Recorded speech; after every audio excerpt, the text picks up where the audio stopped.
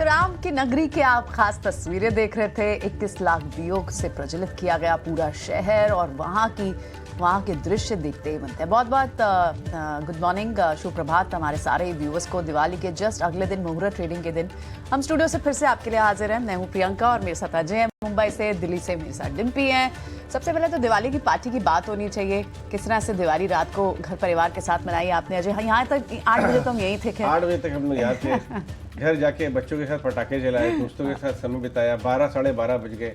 आज सुबह डिम्पी आपके जैसा हाल हो रहा था एकदम। ऑफिस आने में इतनी दिक्कत हो रही थी।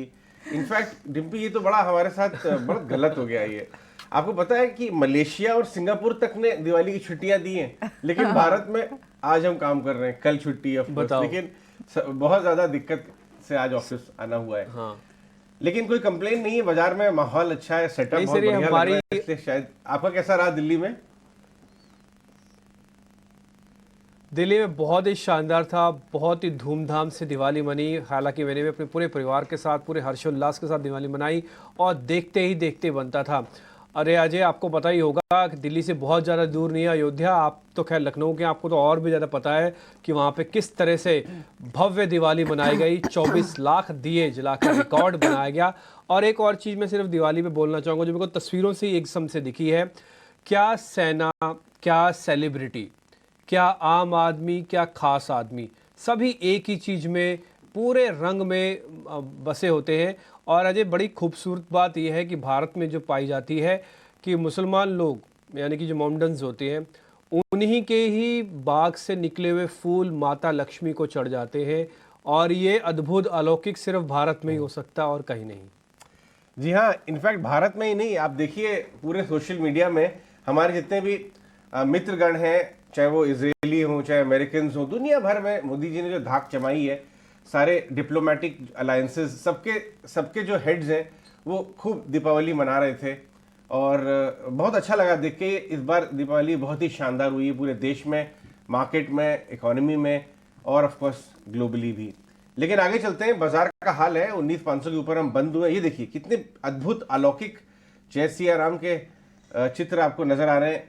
ये अयोध्या का है मामला। और अगले साल डिम्पी अयोध्या में जो दीपावली होगी, क्योंकि भव्य राम मंदिर जो बन रहा है वहां पे ऑलरेडी जनवरी 2024 का टारगेट लेके चल रहे हैं।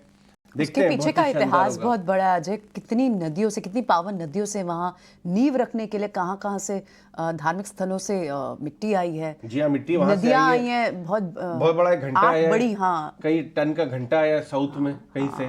तो पूरे देश में से इनपुट्स और इंग्रेडिएंट्स और मटेरियल लेके ये भव्य राम मंदिर बन रहा है। तो इस बार तो शानदार था ही, आगे और जबरदस्त होने वाला है। लेकिन आगे बढ़ते हैं, एक बड़ा मार्केट है हमें एड्रेस करने के लिए। पहले माल बनाने की भी पूरा प्लान तो पहले 4 बड़े ट्रिगर्स को हैंडल देख लेते हैं कि इस वक्त बड़े ट्रिगर्स क्या हैं आपके लिए। ग्लोबल मार्केट से आपके लिए संकेत अच्छे आ रहे हैं। आज खुलेगा सोमवार को बाजार, वहाँ तो मुहूर्त ट्रेडिंग पे कल जो क्यूज मिले, गैप अप के साथ खुला था इंडियन मार्केट्स। और अब भी आप गिफ्ट निफ्टी को देखें तो ऊपर की तरफ संकेत दे रहा है। 100-125 पॉइंट, 120 पॉइंट तक की तेजी आपको निफ्टी भी दिखी थी।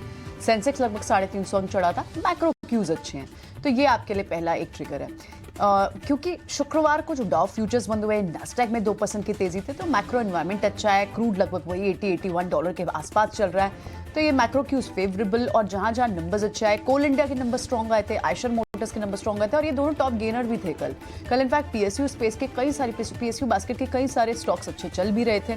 और ओएनजीसी थोड़ा सा डिसअपॉइंटिंग था और इसलिए कल आपने वो, हालांकि ये ट्रेड हो भी चुका है, तो आज देखना होगा किस तरह का ट्रेड मोमेंटम दिखता है। और साथ ही जो नई लिस्टिंग होनी है वहां पर किस तरह का एक्शन देखने को मिलता है। तो ये तो 4 बड़े ट्रिगर्स, एक एक करके सारे ट्रिगर्स को डिस्कस करते हैं। ग्लोबल मार्केट मैक्रो एनवायरनमेंट तो काफी फेवरेबल लग रहा है इस वक्त अजय, क्योंकि जिस तरह से इकोनॉमिक इंडिकेटर्स है, वो क्रूड का मोमेंटम हो, डॉलर इंडेक्स हो, बॉन्ड यील्ड थोड़ी सी वापस हुई थी, लेकिन थोड़ा सा रिबाउंड आया है बॉन्ड यील्ड में। ये बात आप सही कह रही है। लेकिन यूएस मार्केट में जो इकोनॉमिक डेटा आ रहा है प्रियंका, मैं एक आपको बहुत बड़ा व्यू मैं बना रहा हूँ और मैं स्टडी भी कर रहा हूँ इस बारे में।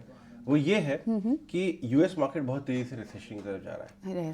और जो इकोनॉमिक डेटा यूएस से आ रहा है वो ये दर्शा रहा है कि भले ही फेड पावल साहब कुछ भी बोले, लेकिन इकोनॉमिक डेटा ये कह रहा है कि सॉफ्ट लैंडिंग नहीं होने वाली है, बहुत जोर से हार्ड लैंडिंग की तरफ जा रहा है। Correct. और मैं आपको पहले ही बताया था, इसका सबसे बड़ा इंसाइडर जियोपॉलिटिक्स का, मैक्रो का, वो होता है क्रूड और गोल्ड।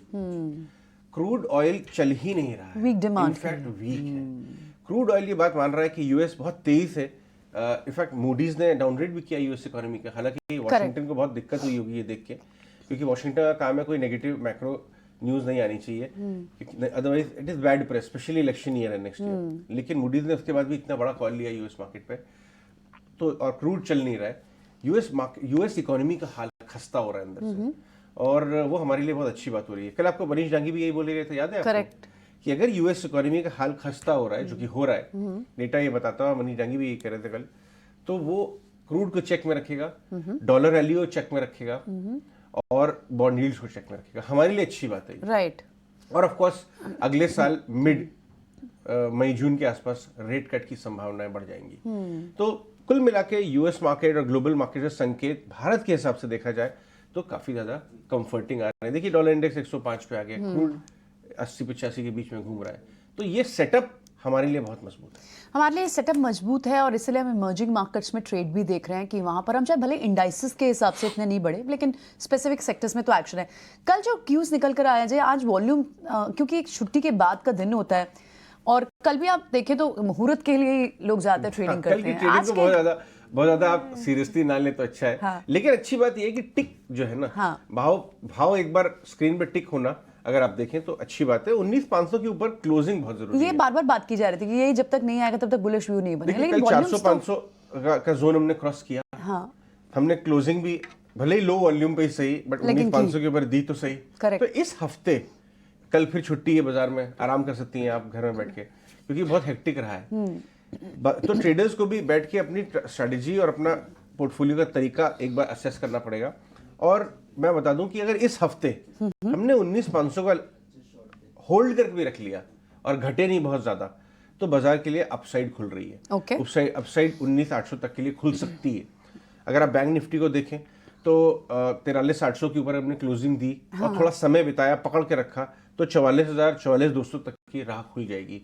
क्योंकि अभी तक अगर आप अर्निंग क्वालिटी देखें, आज मॉर्गन स्टैनली का एक बहुत बड़ा अपग्रेड आया है, इसके बारे में हम डिस्कस करेंगे जल्दी ही।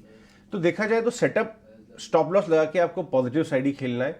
नंबर बहुत अच्छे आए हैं, फ्लोज बहुत बढ़िया है, रिलायंस चलने लगा है, सरकारी बैंक बड़े चल रहे हैं, एचडीएफसी बैंक चल रहा है, तो कोई बहुत बड़ा रीजन नजर नहीं आ रहा है इस समय कि आपको मंदी करनी चाहिए ओके। इंडिकेटर्स को देख के। लेकिन जाते हैं हम डिम्पी के पास और समझ लेते हैं कि लॉन्ग शॉर्ट पोजीशन रेशियो कैसा चल रहा है, एफआईएस जो है उन्होंने डेरिवेटिव में किस तरह के सेटअप पोजीशन बना रखी हैं। मेरा ये मानना है, उम्मीद ये मेरी ये है डिम्पी की, शायद जो शॉर्ट्स हैं उनके लेवल घटना शुरू हो गए होंगे जिस हिसाब से डॉलर इंडेक्स जा रही है। बट क्या डेटा बता रहा है आपका? देखिए कल जो था, कल जैसे आपने खुद से कहा कि डाटा को ज़रा सीरियसली नहीं लेना चाहिए, और एक्चुअली में जो भाव कॉपी है कल उसमें एफआईएस का डाटा आया नहीं कि उन्होंने कितना at the end very last कैसे किया है। ये नंबर्स तो पता लगे हैं कि उन्होंने किस किस सेक्शन में कितना कितना बेचा है। उम्मीद करता हूँ कि वॉल्यूम बेहद कम था, तो इसलिए कुछ खास चेंज नहीं होगा। 20% का करीब लॉन्ग पोजीशन अभी है सिस्टम में, ये पिछले एक हफ्ते से चल रहा है, इसमें कुछ खास बड़ा चेंजेस नहीं हुए हैं। हाँ घटे हैं हम, मतलब शॉर्ट्स हमारे कम हुए हैं, लेकिन अब बहुत एग्रेसिवली कम नहीं हुए हैं। मैं बताता हूँ कैसे एग्रेसिवली कम नहीं हुए। करीब 83% के आसपास के थे, मतलब माफ़ कीजिए थोड़े से ज़्यादा है, 87% के अराउंड, तो वो घटकर अभी सिर्फ 80% पे शॉर्ट्स रुके हुए हैं, यानी कि 7% की रिकवरी हुई है। इसलिए आप क्या है ना, रुक के रेजिस्टेंस को पार कर रहे हो। एक तरफा 200 पॉइंट की 3 दिन तक रैली मार्केट में नहीं आई। आपने देखा ही होगा कि कल हमने मुहूर्त ट्रेडिंग में जो 100 पॉइंट जोड़े, उसके बाद हम 19,500 के ऊपर आए हैं। ये अच्छा पॉइंट है कि 19,400 पे हम छोड़ के गए थे फ्राइडे को, और संडे वाले दिन हमको 19,500 मिला, क्योंकि वॉल्यूम कम था। तो इसलिए मैं ये मान के चलता हूँ हम 400 और 500 वाली रेंज में ही हैं। इस रेंज पे आके थोड़ा बहुत हमको और मेहनत करनी पड़ेगी इस रेंज से बाहर निकलने के लिए। अभी आपने खुद से रिलायंस का नाम लिया, मैं हमेशा से 5 शेयर आपको इसलिए नोटिस करवाता हूं क्योंकि इन 5 शेयरों के अंदर वो वेटेज, वो पूरा कैलकुलेशंस है। अगर इनमें से 2 शेयर या 3 शेयर भी काम कर गए तो फिर आपका काम बन जाएगा जो इंडाइसिस ट्रेड करते हैं। टिपिकली। ताज़ा खरीदारी तो हुई है कल के सेशन में, बिल्डअप भी ठीक ठाक है, 2-2.5 लाख शेयरों का ओपन इंटरेस्ट है। इसको हम टिपिकली फ्यूल कहते हैं कि मार्केट के अंदर चलने के लिए कि आपके पास फ्यूल है, वो फ्यूल है, प्रेजेंट है, बट अच्छी न्यूज़ लेके आइए, लीडरशिप दिखा दीजिए। अर्निंग इस बार थोड़ी सुस्त रही है, तो ये एक अच्छा पॉइंट है। कल के सेशन में एक और चीज़ जो नोटिस हुई है मैं आपको बता देता हूँ, कल एक्चुअली में फ्यूचर्स वालों ने कुछ नहीं कमाया। जिन्होंने कल निफ्टी ली होगी उन्होंने खास कुछ नहीं कमाया, बैंक निफ्टी वालों ने भी कुछ नहीं कमाया, क्योंकि जो प्रीमियम्स थे ना वो घट गए। अब सिर्फ निफ्टी पे 10 पॉइंट का प्रीमियम रह गया, जो पहले 50-60 पॉइंट का प्रीमियम होता था। यानी कि कल 100 पॉइंट की निफ्टी में से फ्यूचर वालों ने सिर्फ 30 पॉइंट ही कमाए होंगे। 70 पॉइंट तो स्पॉट के हिसाब से सिर्फ दिखते रहे। स्क्रीन पर देखिए कि बाजार चल रहा है, बस बाजार चल रहा है। इसलिए रेजिस्टेंस की जोन पे ही हम खड़े हैं। ये 505-550 वाली रेंज है, फिर 650 पे एक और रेजिस्टेंस आएगा। इसलिए आज का दिन मेरे को लगता है शायद मार्केट थोड़ा साइडवेज निकालेगा, क्योंकि कल थोड़ी छुट्टी है। इसलिए 19,300 का अपने ट्रेलिंग स्टॉप लॉस कर लो। पहले 200 हुआ करता था, अब आप इसको 300 कर सकते हो। सेम विद बैंक निफ्टी भी मैं आपको बता ही देता हूं ताकि ज़्यादा समय खर्च ना हो। बैंक निफ्टी के अंदर भी थोड़ा बहुत शॉर्ट कवरिंग आती हुई दिखी है। अच्छी चीज़ ये है कि इसने भी 44,000 के आसपास आके क्लोज किया है, तो दोनों अपने क्रिटिकल रेजिस्टेंस लेवल पे क्लोज करके गए हैं with the help of a मुहूर्त ट्रेडिंग। तो उम्मीद यह करते हैं कि यहां से थोड़ा और चलेगा बाजार। क्या एग्रेशन के साथ चलेगा, तो उसका जवाब है ना। क्या धीरे धीरे चलेगा, उसका जवाब है हाँ। तो धीरे धीरे चल सकता है। तो पहला टारगेट 44,200, फिर 44,400 होगा। अब आप अपने ट्रेलिंग स्टॉप लॉस को बढ़ाइए, जो आपने 43,500 पे लगा रखा था उसको उठा के 43,800 पे भी अब आप लेके आ सकते हो। यहां तक अपना स्टॉप लॉस रखोगे तो आप बना के ही पैसा बाहर निकलोगे। तो ये निफ्टी और बैंक निफ्टी का हाल है। रही बात पुट कॉल रेशियो और विक्स की, देखिए विक्स अभी आपके फेवर में है। पुट कॉल रेशियो ये बता रही है कि बाजार फेयर वैल्यूड है, ओवर वैल्यूड भी नहीं है और अंडर वैल्यूड भी नहीं है। कई लोगों को लगता होगा सस्ता है, कई लोगों को लग रहा होगा महंगा। कुछ नहीं है बॉस, ये बिल्कुल फेयर वैल्यूड पे है, क्योंकि दोनों का पुट कॉल रेशियो करीब करीब 1 के आसपास चल रहा है अभी। ओके, ऑलराइट, तो ये तो बात हुई निफ्टी पे, बैंक निफ्टी पर। अब दो स्टॉक्स भी बताएं जिस पर नजर होनी चाहिए। देखिए मैं दो की जगह ना आज एक स्टॉक लूंगा, और मैंने कल भी यानी कि फ्राइडे वाले सेशन में भी एक ही स्टॉक आपको बताया था, CUB बैंक और CUB, और आज मैं बताऊंगा NMDC। आप इस पे ध्यान रखिएगा। एक्चुअली ये एक दिन का शेयर नहीं है। अब आप इस शेयर के अंदर काफ़ी बड़ी स्ट्रेंथ देखेंगे। ऑलरेडी हमने एक बार आपको पहले भी ब्रेकआउट वाली जगह पर ये शेयर नोटिस करवाया हुआ है NMDC, और आप देख रहे होंगे स्ट्रॉन्ग मोमेंटम के साथ वो शेयर चला था, और अभी भी इसके अंदर पूरे चांसेस हैं कि ये शेयर चल जाएगा। आप ये चार्ट देख पा रहे होंगे, ये 200 दिनों का एवरेज का सपोर्ट, स्लंटिंग डाउनवर्ड साइड जो एक लाइन हमने खींची ट्रेंड लाइन, उसका भी एक ब्रेकआउट हुआ है। पहले भी हमने नोटिस करवाया था आपको। आप इसको ना दिसंबर तक रखिए, या मैं बोलूँगा कि आप इसको 1-2 महीना रख सकते हैं, क्वार्टर तक तो पूरा रखिए। ये one of the best quarter वाला स्टॉक हो सकता है। चर्निंग अभी ड्यू है, मेटल्स के अंदर बहुत ज़ोरदार बाइंग अभी आई नहीं है। ये और वाली कंपनी है, चल सकती है, अच्छी है, रिस्क ठीक है, और इसके अंदर 200 दिनों का एवरेज का अच्छा सपोर्ट है। तो इसलिए NMDC को आज कल परसों जब भी आपको मौका भी लगे, डिप पे मिले तो आप कर सकते हैं। इसमें इतनी गुंजाइश है कि डिप में भी आपको दे सकता है और सामने में भी आपको प्रॉफिट दे सकता है। तो इसलिए नूतन वर्ष वाले दिन, दिवाली के बाद जो नूतन वर्ष है, उसमें हमको लगता है कि नूतन वर्ष और NMDC का कॉम्बो बहुत ज़बरदस्त रहेगा आपके लिए। ठीक है, NMDC के ऊपर ध्यान रखिए, 200 DMA के ऊपर चल रहा है, और डेटा ये बता रहा है जिम्पी को कि इसके अंदर काम हो सकता है। लेकिन आगे बढ़ते हैं, और कहाँ पर काम हो सकता है। उससे पहले आपको हम बता दें कि PSUs इन पर्टिकुलर पे आप ज़रूर नज़र बना के रखें नेक्स्ट 3 से 6 महीने, क्योंकि PSU जो एक बहुत ऑब्वियस ट्रेड होता है गवर्नमेंट के कंटिन्यूटी का।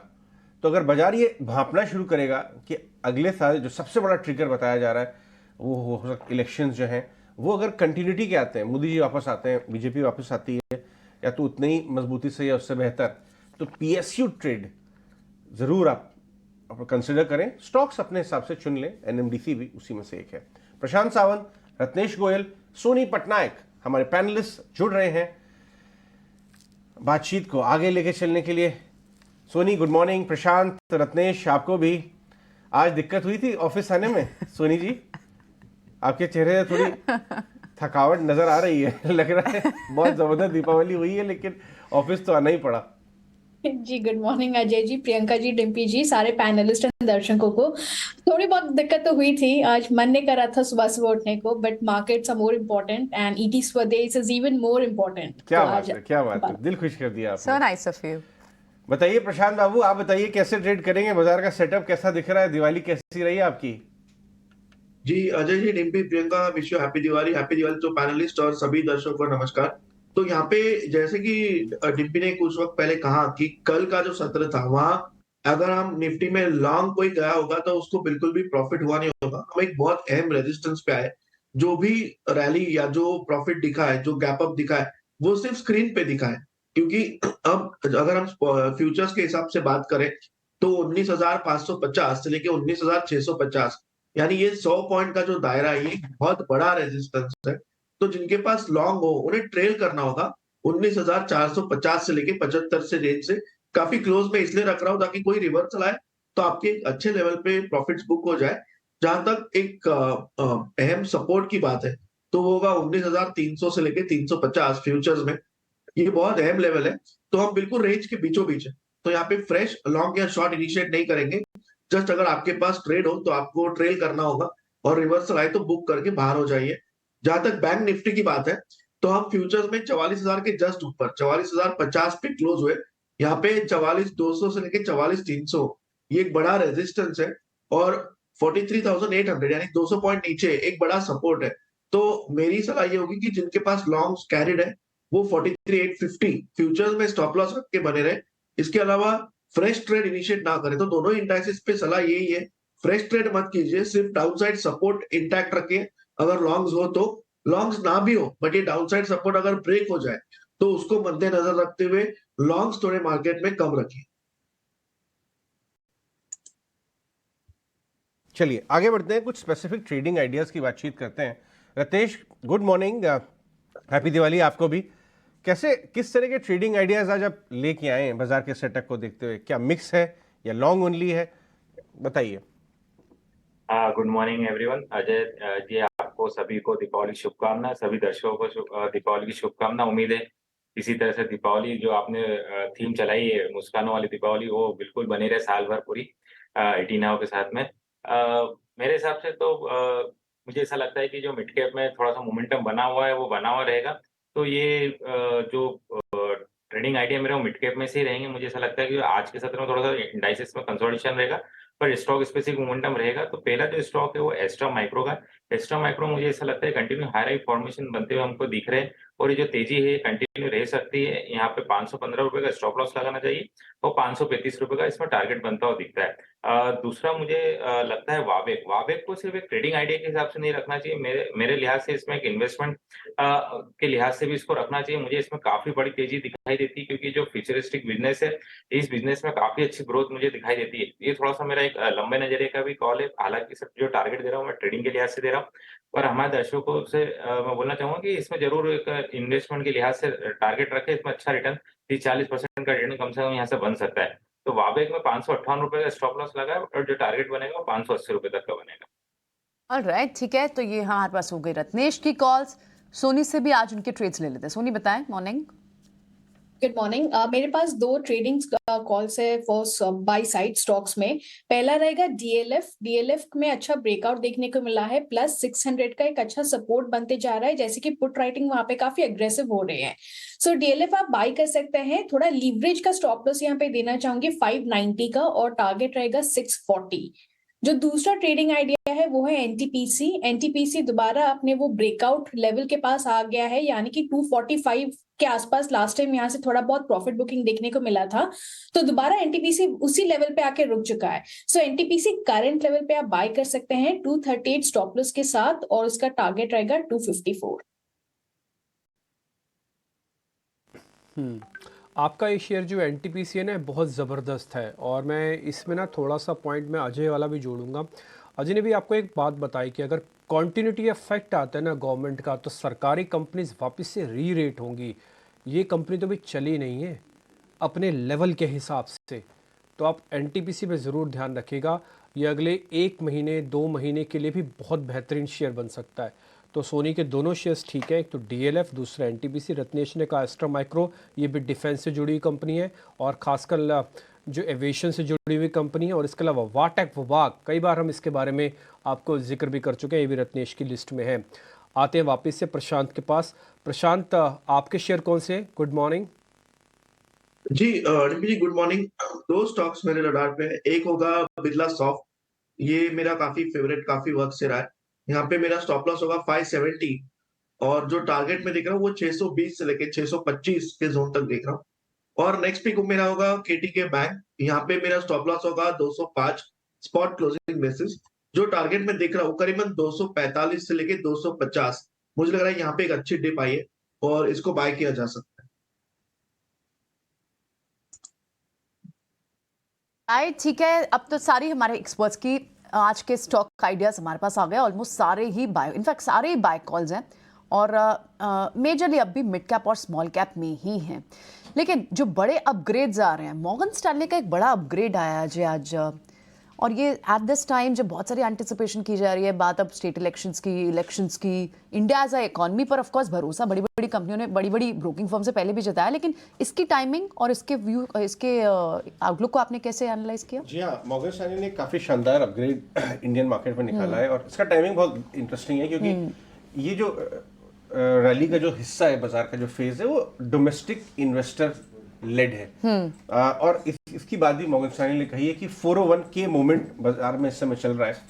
74,000 का उनका बुल केस सिनेरियो है दिसंबर 2024। ओके, लेकिन बहुत बड़ा नहीं है। आप देखिएगा तो मॉडरेट 24 तक। अच्छा, 24 दिसंबर। अच्छा, ओके, मतलब आपके 14 महीने में उनको 14 लगता है महीने कि में 74,000 75,000 के आसपास का सेंसस होता है। बट इन्होंने जो एक आध मेन बात कही है कि ग्रोथ बहुत सुपीरियर है। दुनिया भर में और इमर्जिंग मार्केट्स में कहीं उतनी ग्रोथ है नहीं। अर्निंग्स क्वालिटी बहुत अच्छी है। तो वॉलेटिलिटी तो रहेगी क्योंकि बाइनरी इवेंट्स है, यानी एक किसी भी एक तरफ जा सकते हैं। आपके इलेक्शंस की बात हो गई, स्टेट इलेक्शन वगैरह वगैरह, लेकिन अंडरलाइन स्ट्रेंथ डोमेस्टिक फ्लो से इतनी मजबूत है कि 74,000 का प्रोबेबिलिटी उसको लग रही है। ओके, तो बढ़िया बात बोली है, मजबूत बात बोली है इन्होंने। इमर्जिंग मार्केट की स्थिति बहुत बेहतर है। अगर स्थिरता, जो मैंने आज शुरू में एलिमेंट बोला था, कंटिन्यूटी बाजार अगर भापेगा तो वन साइडेड भागना शुरू कर देगा और उसमें विद इन बाजार PSUs ज्यादा चलेंगे। Okay. उसका भी हवाला दिया है आज मॉर्गन स्टैनली के बड़े अपग्रेड ने। ऑल राइट, ठीक है। तो ये तो एक बड़े अपग्रेड की बात हुई। 2 दिसंबर 2024 तक सेंसेक्स को यहाँ से 7-8 हजार ऊपर की चाल वो देखते हैं। ठीक है, ठीक है। अब आज के इंपॉर्टेंट न्यूज और साथ ही अर्निंग्स का सारा रिसर्च हम तक लेकर आए हैं शरद, जो हमारे साथ स्टूडियो में ही है। दिवाली मनाने के बाद आज वापस आ गए। शरद, आपकी पहली दिवाली थी राइट, शादी के बाद की? जी बिल्कुल, हाँ। और हमने अरे वाह। लक्ष्मी पूजा भी किया था, बहुत ऑस्पिशियस था। और मैंने कल BSC के मॉडरेट ट्रेडिंग में गए थे और हमने बातचीत की थी, तो बहुत एक अच्छा फील आया था। और पूरी पब्लिक, जितने भी लोग आए थे, कितने बजे घर पहुंचे थे पहले ये बताइए? ये दिवाली पूजा के जस्ट 10 मिनट पहले पहुंच घर गया में था। पटाखे जले? थोड़े जरूर जले अच्छा, ठीक है। और बट ओवरऑल जो था, ऑफ कोर्स मॉडरेट ट्रेडिंग में बाजार खुल गए थे, थोड़ी सी अर्निंग्स की भी इम्पैक्ट आई। लेकिन बता देते कि क्या हुआ तब ओवर द वीकेंड जो पूरे अर्निंग्स को लेके। तो सबसे पहले जो है कोल इंडिया फोकस में रहेगा। Beat on the estimates overall पूरी तरह से देखने मिली है। और याद रखिए, जो रेवेन्यू ग्रोथ हुई है हायर वॉल्यूम्स और FSA रियलाइजेशंस के कारण हुई है। और ऑफकोर्स जो पावर डेफिसिट हो रही है, तो उसके कारण जो है यहाँ पे कोल की रिक्वायरमेंट जो है वो बहुत इंपॉर्टेंट है। आइशर मोटर्स की भी बात कर लेते तो यहाँ पे बहुत स्ट्रॉन्ग सेट ऑफ नंबर्स देखने मिले हैं। और जो उनका रॉयल एनफील्ड ब्रांड है, वहाँ की जो डिमांड है फेस्टिव सीजन की, मैनेजमेंट कमेंट्री ने कहा है कि इस डिमांड में जो एक अच्छी स्ट्रेंथ देखने मिल रही है। LIC के largely inline set of numbers आए हैं, लेकिन अगर ऑपरेशनल पैरामीटर्स के बारे में बात करें तो थोड़े से मिले जुले नतीजे देखने मिल रहे हैं। BSC के बहुत स्ट्रॉन्ग नंबर्स आए हैं, रेवेन्यू 60% ऊपर है और मार्केट शेयर जो उनके ऑप्शन सेगमेंट में वो जो है बढ़ते जा रही है। लगातार दूसरे क्वार्टर जो है यहाँ पे मार्केट शेयर बढ़ते हुए देखने मिल रही है। सन टीवी के largely inline set of numbers हैं और इनके जो इंपॉर्टेंट मूवी आई थी रजनीकांत की जेलर, उसका भी एक अच्छा पॉजिटिव इम्पैक्ट उनके नंबर्स में मिला है। लेकिन जो सेकेंड हाफ है, जहाँ पे ऐड रेवेन्यूज और सब्सक्रिप्शंस दोनों बढ़ने की जो है अनुमान है बाजार का, तो स्टॉक को ज़रूर अपने रडार में रखिएगा। ONGC के largely weak set of numbers आए हैं। और वही बाइकॉन की बात करें तो उनकी बहुत सारे प्रोडक्ट्स में लॉन्चेस में जो डिले हुई है बायोसिमिलर्स में, तो उसके कारण जो है एडजस्टमेंट्स भी हुई है फाइनेंशियल्स में, लेकिन overall weak set of numbers आपको बाइकॉन में भी दिखेगा। लेकिन स्मॉल कैप्स पे से एक स्टॉक मैंने लिया है, वो है पावर मेक प्रोजेक्ट्स। यहाँ पे बहुत स्ट्रॉन्ग सेट ऑफ नंबर्स आए हैं और यहाँ पे एबिडा का भी जंप यहाँ पे लगभग 30% का देखने मिला है। तो ये सारे इंपॉर्टेंट अर्निंग्स हैं जो आपके जो है रडार में होने चाहिए आज के दिन के ट्रेड में। ऑल राइट, ठीक है, ये तो अर्निंग्स की बात हुई। साथ ही कुछ स्टॉक्स भी होंगे जिसमें न्यूज़ फ्लो रहा होगा, हालांकि वॉल्यूम कम था, न्यूज़ खबरें कम होंगी, लेकिन कोई इंपॉर्टेंट खबरें?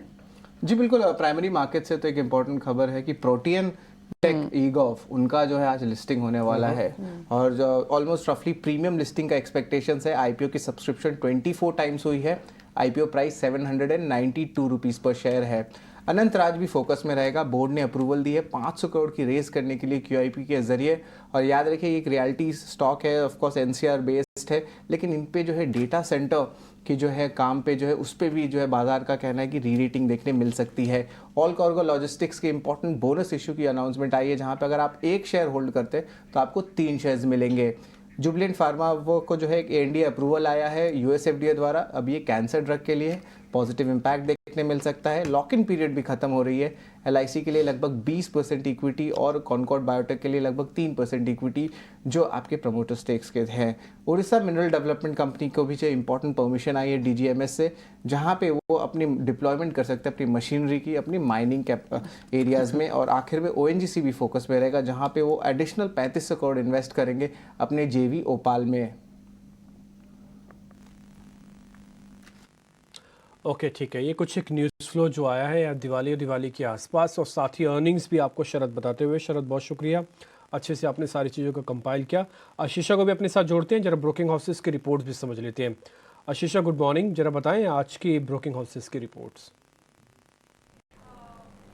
जी हाँ, सबसे पहले कोल इंडिया की बात करेंगे। नतीजे आए थे जिसके चलते एक ब्रोकरेज रिपोर्ट आती हुई नजर आई है। जेफरीज की रिपोर्ट आई है जहां उन्होंने अपग्रेड कर दिया है स्टॉक को, अब खरीदारी की राय दी है। पहले जो 240 रुपीज़ प्रति शेयर का टारगेट था वो अब बढ़ाकर 385 रुपीज़ प्रति शेयर कर दिया है। सेकेंड क्वार्टर के कैश एबिडा की बात करें तो 11% का ग्रोथ देखने को मिला ईयर ऑन ईयर बेसिस पर, और वॉल्यूम्स में भी करीब करीब 12% का ग्रोथ देखने को मिला ईयर ऑन ईयर बेसिस पर। उनका मानना है कि वॉल्यूम ग्रोथ अच्छा था इस क्वार्टर में और सस्टेन कर सकता है अगले कुछ क्वार्टर्स में। इसी के चलते जेफरीज ने अपग्रेड कर दिया है स्टॉक को और 385 रुपीज़ प्रति शेयर का रिवाइज टारगेट प्राइस दिया है। इसके अलावा बीएसई या बॉम्बे स्टॉक एक्सचेंज पर इन्वेस्टिक की रिपोर्ट आई है। खरीदारी की राय तो बरकरार रखी है, लेकिन टारगेट प्राइस जो पहले 2140 रुपीज़ प्रति शेयर थी वो बढ़ाकर 2345 रुपीज़ प्रति शेयर कर दी है। उनका मानना है कि अर्निंग्स काफ़ी अच्छे थे सेकेंड क्वार्टर में और मार्केट शेयर पोजीशन भी इम्प्रूव होती हुई नजर आ रही है, जिसके चलते उन्होंने टारगेट प्राइस बढ़ा दिया है। इसके अलावा एलआईसी के नतीजे आए थे जिसके चलते एमके की रिपोर्ट आई है, अपग्रेड कर दिया है स्टॉक को, खरीदारी की राय दी है। पहले जो 680 रुपीज़ प्रति शेयर का टारगेट था वो बढ़ाकर 780 रुपीज़ प्रति शेयर कर दिया है। उनका मानना है कि वैल्यूएशंस काफ़ी अच्छे हैं और स्ट्रक्चरल इश्यूज का ऑलरेडी प्राइस्ड इन है, जिसके चलते उन्होंने टारगेट प्राइस बढ़ाई है। इसके अलावा औरोबिंदो फार्मा पर बैंक ऑफ अमेरिका सिक्योरिटीज़ की रिपोर्ट आई है। खरीदारी की राय बरकरार रखी है। पहले 965 रुपीज़ प्रति शेयर का टारगेट था वो अब बढ़ा दिया है उन्होंने और 1085 रुपीज़ प्रति शेयर का टारगेट दिया है। बैंक ऑफ अमेरिका सिक्योरिटीज़ का मानना है कि नतीजे काफ़ी अच्छे थे, मार्जिन विजिबिलिटी नज़र आती हुई दिखाई दे रही है और उनका मानना है कि बायोसिमिलर और CDMO business near term growth drivers बन सकते हैं। तो खरीदारी की राय बरकरार और 1085 रुपीज़ प्रति शेयर का औरोबिंदो फार्मा पर टारगेट दिया है। ठीक है, ये कुछ एक ब्रोकिंग हाउसेस की रिपोर्ट्स भी आपने बैक टू बैक नोटिस कर लिए हैं। अब एक एक करके जरा कुछ स्टॉक्स भी हम आपके सामने रखते हैं और ज़रा समझने की कोशिश करते हैं। इस बार आप बताते हैं कि दिवाली और धनतेरस पे ऑटो सेल्स के नंबर काफ़ी ज़ोरदार आए हैं। क्या कोई ऑटो की कंपनी ऐसी है जिस पे आपका फोकस है प्रशांत? कोई भी एक ऑटो कंपनी, 2 व्हीलर 4 व्हीलर। हमारी लिस्ट में वैसे तो हीरो मोटोकॉर्प है जो अच्छा चल सकता है टिल इस ईयर तक, इस ईयर की क्लोजिंग तक। एक बार आप चेक कर लीजिए। जी, जो स्टॉक मेरे रडार में वो होगा टाटा मोटर्स। ये उसका जो एक अहम रेजिस्टेंस था 620, उसके ऊपर बहुत कंफर्टेबली ट्रेड करके अभी इनफैक्ट 650 के ऊपर निकल चुका है। तो और ये काफी दिनों से उस क्रूशियल लेवल के ऊपर ट्रेड कर रहा है, ये प्राइस एक्सेप्टेंस दिखा रहा है। तो यहाँ पे कोई भी डिप मिले आप बाय कर लीजिए पोजिशनली, और आपका स्टॉप लॉस होना चाहिए 635, 635 स्पॉट क्लोजिंग बेसिस। यहाँ से जो टारगेट आपको आएगा वो कम से कम 680 तक के आने चाहिए। 680 स्टॉक के लिए एक मेक और ब्रेक लेवल होगा। ये ब्रेक हो जाए तो ये एक बहुत बड़ा ब्रेकआउट होगा और वहां से हायर लेवल्स एक्सपेक्ट कर सकते हैं, बट फिलहाल 635 के स्टॉप लॉस से करीबन 680 के टारगेट के लिए आप बाय कर सकते हो। शिकार भी हमारे साथ जुड़ चुके हैं। Avinash, good morning, happy Diwali आपको भी। आज मेरी नजर गई कि एक स्टॉक जो आप बहुत क्लोजली ट्रैक करते हैं उसमें खबर आई है, वो है अनंतराज। 500 करोड़ रुपए QIP से रेज करना चाहते हैं। ये 500 करोड़ किस डायरेक्शन में इस्तेमाल हो सकता है आपके हिसाब से, और इन वैल्यूएशंस पे क्या ग्रोथ बनेगी इस पैसे से अगर ये 500 करोड़ रेज कर लेते हैं? Good morning Ajay and happy Diwali to you and entire 18 hours Swadesh team. देखिए अजय, मुझे लग रहा है कि ये जो 500 करोड़ है ये टेक्निकली स्पीकिंग डेटा सेंटर के बिजनेस के लिए यूटिलाइज हो सकते हैं, क्योंकि कंपनी ने ऑलरेडी 6 मेगावाट की कैपेसिटी सितंबर में बिल्ड की है। इनका मानना है कि 21 मेगावाट्स मार्च 24 तक आएगा और उसके बाद उनको फंडिंग लगेगी बेसिकली टू एक्सपांड, क्योंकि इनके पास अभी total install capacity data centre की करीबन 300 मेगावाट है। तो आने वाले 2-3 सालों में data centre business will be even bigger than the real estate business. In fact ये काफी प्रॉफिटेबल बिजनेस है, क्योंकि करीबन 90 लाख पर मेगावाट इनको हर महीना मिलता है, और इसमें से अगर आप 15-20 लाख कॉस्ट के लिए निकाल दो तो बैलेंस इनकी प्रॉफिटेबिलिटी डायरेक्टली इनके डेटा सेंटर के प्रॉफिटेबिलिटी पे जाती है।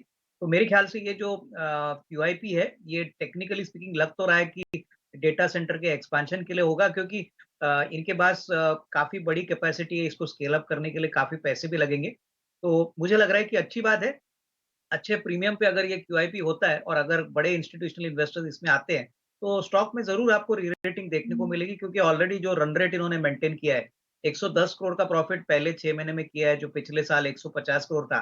तो रन रेट तो ये दिखा रहा है कि करीबन 225-230 करोड़ का प्रॉफिट तो इस साल कंफर्टेबली आएगा। तो मेरे ख्याल से even at the current levels अगर कोई खरीदना चाहे तो हमारा मानना है कि कम से कम 330-340 का एक नियर टर्म का टारगेट बनता है। तो definitely prospects look good, so it is definitely a buy at current price.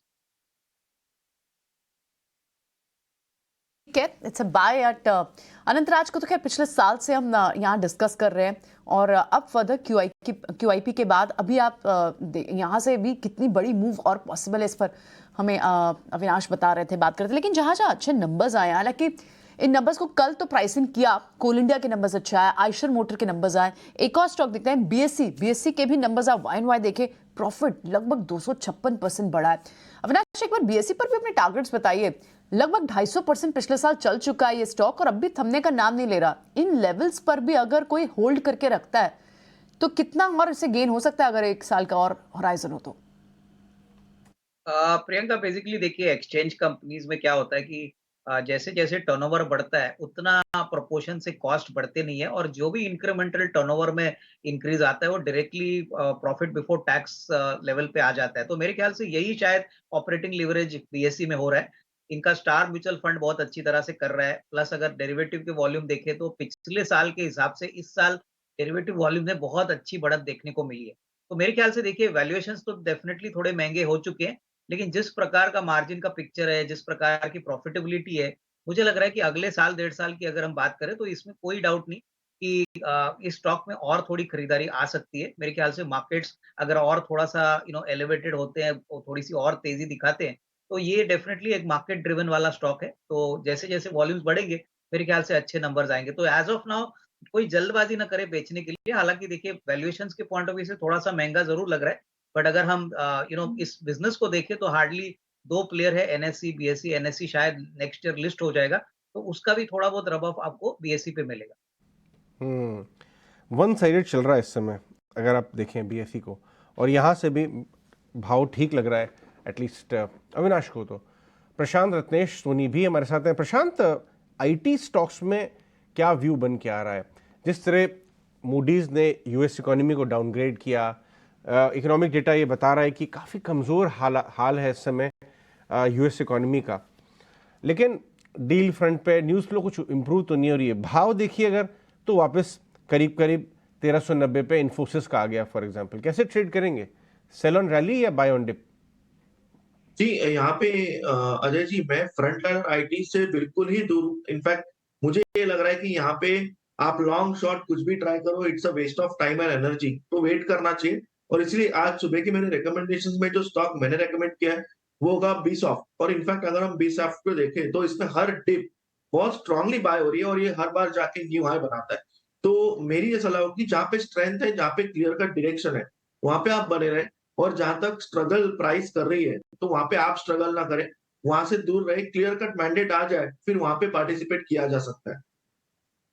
Frontline IT से आप दूर रहने की यहाँ बात कर रहे हैं, लेकिन कुछ और स्टॉक्स, और ये स्मॉल कैप स्टॉक है पावर मेक, इसके भी नंबर्स आए थे, नंबर्स काफी स्ट्रॉन्ग आए। लगातार ऑर्डर विंस के चलते ये न्यूज में रहता है, और आप देखें डबल हो गया इसी साल, ये 2000 से चलते चलते लगभग 46, डबल से भी ज्यादा हुआ। अब ये नीचे रिट्रेस होकर फिर से 4000 के पास आया है।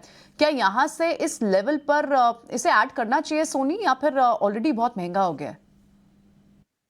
जी प्रियंका जी, अगर टेक्निकली हम देखेंगे तो कल के डेटा के अनुसार काफी स्ट्रॉन्ग अभी भी लग रहा है। इनफैक्ट बाय ऑन डिप्स बन सकता है ये stock, as long as it is holding above. हम ओवरऑल देखेंगे तो 3800 के ऊपर अगर होल्ड करता है तो बाय ऑन डिप्स बन सकता है। और ऊपर का तरफ अगर हम टारगेट देंगे तो 4000 4200 के रेंज में एक टारगेट उसका बन सकता है फॉर शॉर्ट टर्म। पोजिशनली अभी अगर हम देखेंगे तो 4600 का टारगेट्स नजर आ रहे हैं, बट वो थोड़ा मीडियम टर्म के लिए आपको प्ले करना पड़ेगा। सो शॉर्ट टर्म के लिए 3800 के स्टॉप लॉस के साथ आप बाय कर सकते हैं 4200 टारगेट्स की। सोनी, आपने पावर मैक के बारे में बताया, एक शेयर में आपने एक बार एक कार्यक्रम में दिया था, या तो मेरे में दिया था 12 बजे वाले में, या तो ओपनिंग में दिया होगा, सन टीवी, आपको भी याद होगा। और उसके ना नंबर्स आ गए हैं, नंबर्स हर फ्रंट पे ठीक लग रहे हैं, वाई बेसिस पर नंबर है, बजाय स्क्रीन पे दिखाएंगे तो पता लगेगा। प्रॉफिट 14%, रेवेन्यू 27% बढ़ा, मार्जिन्स 4% बढ़े, ऑपरेशन प्रॉफिट्स 35% बढ़ा। तो सब कुछ अच्छे नंबर्स में दिख रहा है। क्या ये प्राइस इन हुआ है क्या शेयर के अंदर, या फिर ये शेयर को एक नई ऊर्जा, नई तेज़ी और देगा? एक बार ज़रा चेक करके बताओ आप। सन टीवी नंबर्स अच्छे हैं। जी डिम्पी जी, अगर सन टीवी की बात करें तो थोड़ी बहुत हल्की लॉन्ग बिल्ट पोजीशंस भी कल देखने को मिला है। 630 का ओवरऑल इसका बहुत स्ट्रॉन्ग सपोर्ट है। अगर आज रिजल्ट के बाद आज के दिन में 630 को होल्ड करता है सो ये शायद थोड़ा बहुत कंसोलिडेट कर सकता है 630 to 640 45 at max, but overall वो ब्रेकआउट ऊपर की तरफ ही देगा। 680 के टारगेट्स यहाँ से नजर आ रहे हैं। सो 630 का बहुत ही अहम सपोर्ट है आज के लिए, उसको वॉच करना चाहिए। होल्ड करता है तो डेफिनेटली बाय कीजिए उसी स्टॉप लॉस के साथ 680 टारगेट्स के लिए।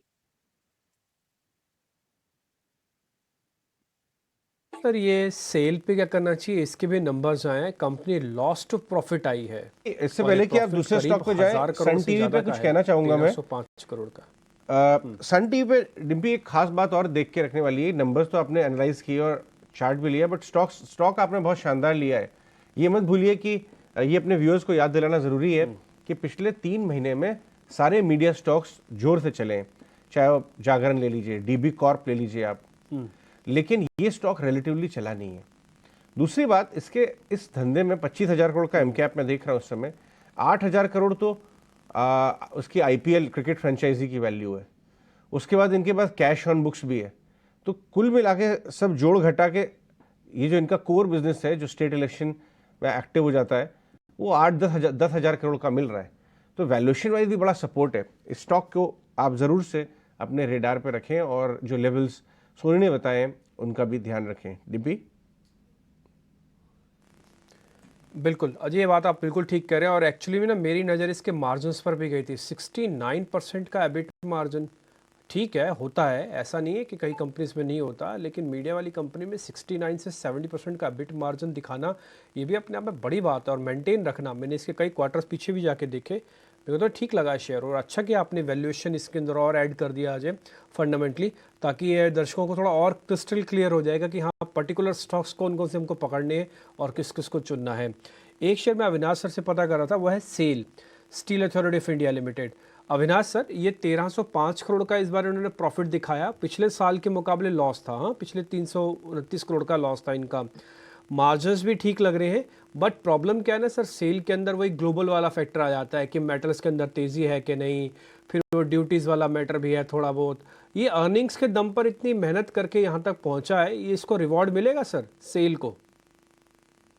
डिम्पी, पहली बात तो देखिए मुझे लग रहा है कि 13% का जो रेवेन्यू है उसके ऊपर ऑलमोस्ट 14% का 13-14% का कामकाजी मुनाफा है। मेरे ख्याल से देखिए नंबर्स तो बहुत तगड़े आ गए हैं, मार्केट के विपरीत आ गए हैं, क्योंकि मार्केट्स को लग रहा था कि स्टील और मेटल कंपनीज में थोड़ा सा मार्जिन प्रेशर आ सकता है, but numbers have been better than expectation. तो उस पॉइंट ऑफ व्यू से एक थोड़ा सा हल्का अपटिक आपको स्टॉक में जरूर देखने को मिलेगा। लेकिन ये मार्जिन 13% का कितना सस्टेन होता है और इंक्रीमेंटली कितने बढ़ते हैं, ये मेरे ख्याल से काफ़ी इम्पोर्टेंट बात रहेगी, क्योंकि देखिए जैसे आपने कहा कि ग्लोबली अभी भी मेटल प्राइसेस सॉफ्ट है। आप सारी कंपनीज के नंबर्स देखें, जैसे कि टाटा स्टील हो गया, वेदांता हो गया, तो मेरे ख्याल से अभी भी जो ग्लोबल प्राइसेस है वो नरम है। एटलीस्ट 1-2 क्वार्टर्स के लिए हमको लग रहा है कि ग्लोबली मेटल प्राइसेस में कोई बड़ा इज़ाफ़ा या कोई बड़ी राइज़ आने की अपेक्षा नहीं है। तो उस पॉइंट ऑफ व्यू से जिनके पास है वो होल्ड करें। फ्रेश खरीदारी मुझे लगता है कि शायद और 1 क्वार्टर अगर सस्टेन्ड ये मार्जिन्स करते हैं, तो ही मार्केट्स को कॉन्फिडेंस होगा कि ये सस्टेनेबल मार्जिन्स है और उसके बाद री-रेटिंग अच्छी देखने को मिल सकती है।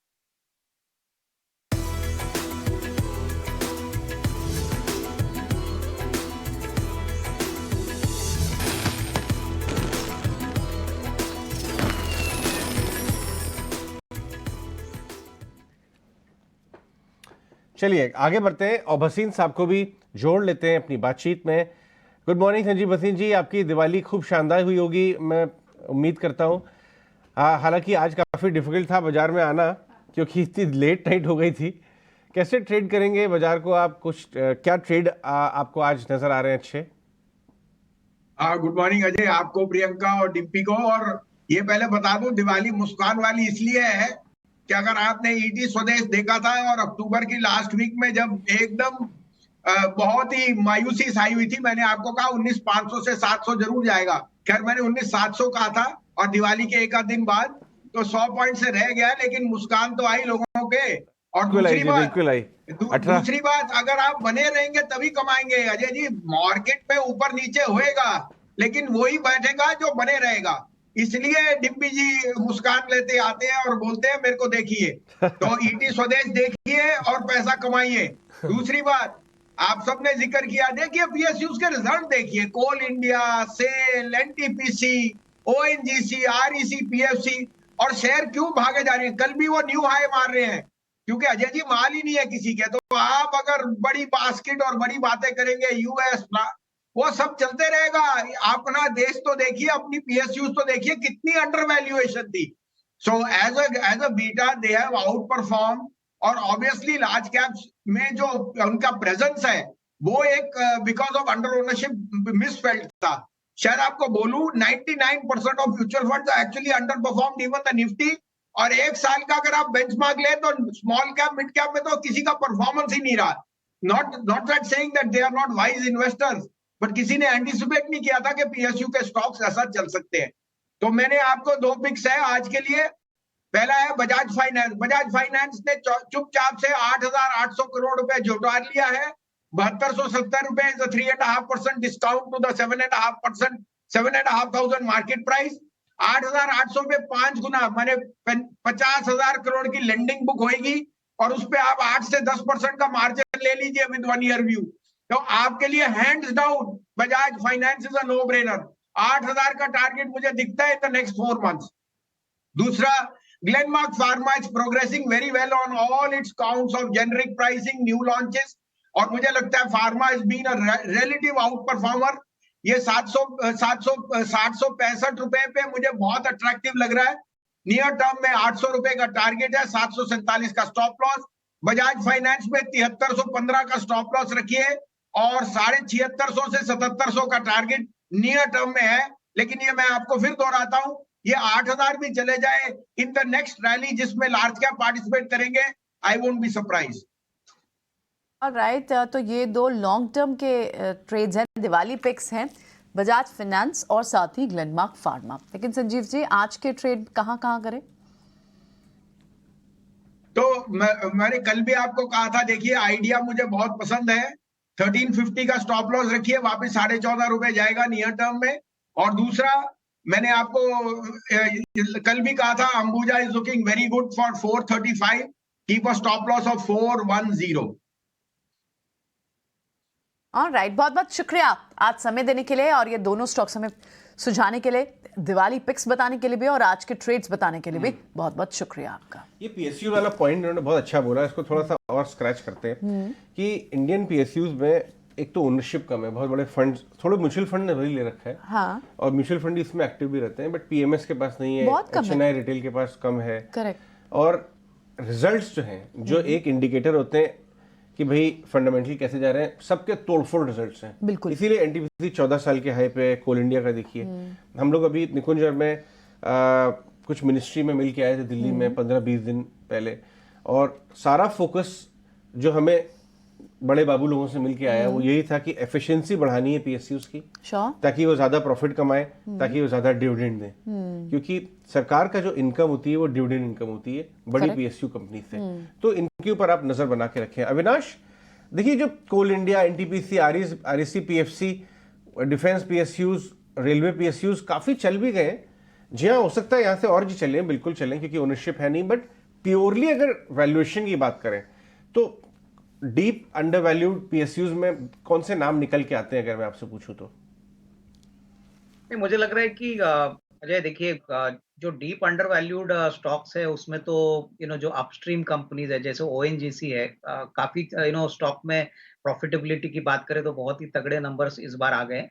उसके बाद आरईसी है, मुझे लग रहा है कि आरईसी में भी बहुत अच्छे नंबर्स आ गए हैं, जैसे कि पावर का जो थीम है, पावर डिस्ट्रीब्यूशन, पावर जनरेशन, यहाँ पे हमको लग रहा है कि अगले 1.5-2 साल ये ग्रोथ मोमेंटम कंटिन्यू होगा। और डेफिनेटली अगर डिफेंस स्पेस की बात करें तो देखिए काफी नोटिसेबल कंपनीज है, जैसे कोचिन शिपयार्ड है, माझगांव है। ऑल्दो स्टॉक्स पिछले 2 साल में काफी बड़े हैं, लेकिन ऑर्डर बुक भी अगले 2-3 साल के लिए काफी सिग्निफिकेंट है। तो मुझे लग रहा है कि देखिए, one can not ignore the defence space, specifically marine defence पे। और यहाँ पे कोचिन, फिर उसके बाद मझगांव डॉक, उसके बाद आरईसी, मुझे लग रहा है कि ये सारे स्टॉक्स अगर कोई 1.5-2 साल भी पकड़ता है तो अच्छी खासी कमाई होने की पॉसिबिलिटी है, क्योंकि अक्रॉस द बोर्ड हमने देखा है कि top line growth, profitability, order book, ये सारे पैरामीटर्स पे ये कंपनीज ने बहुत अच्छा काम।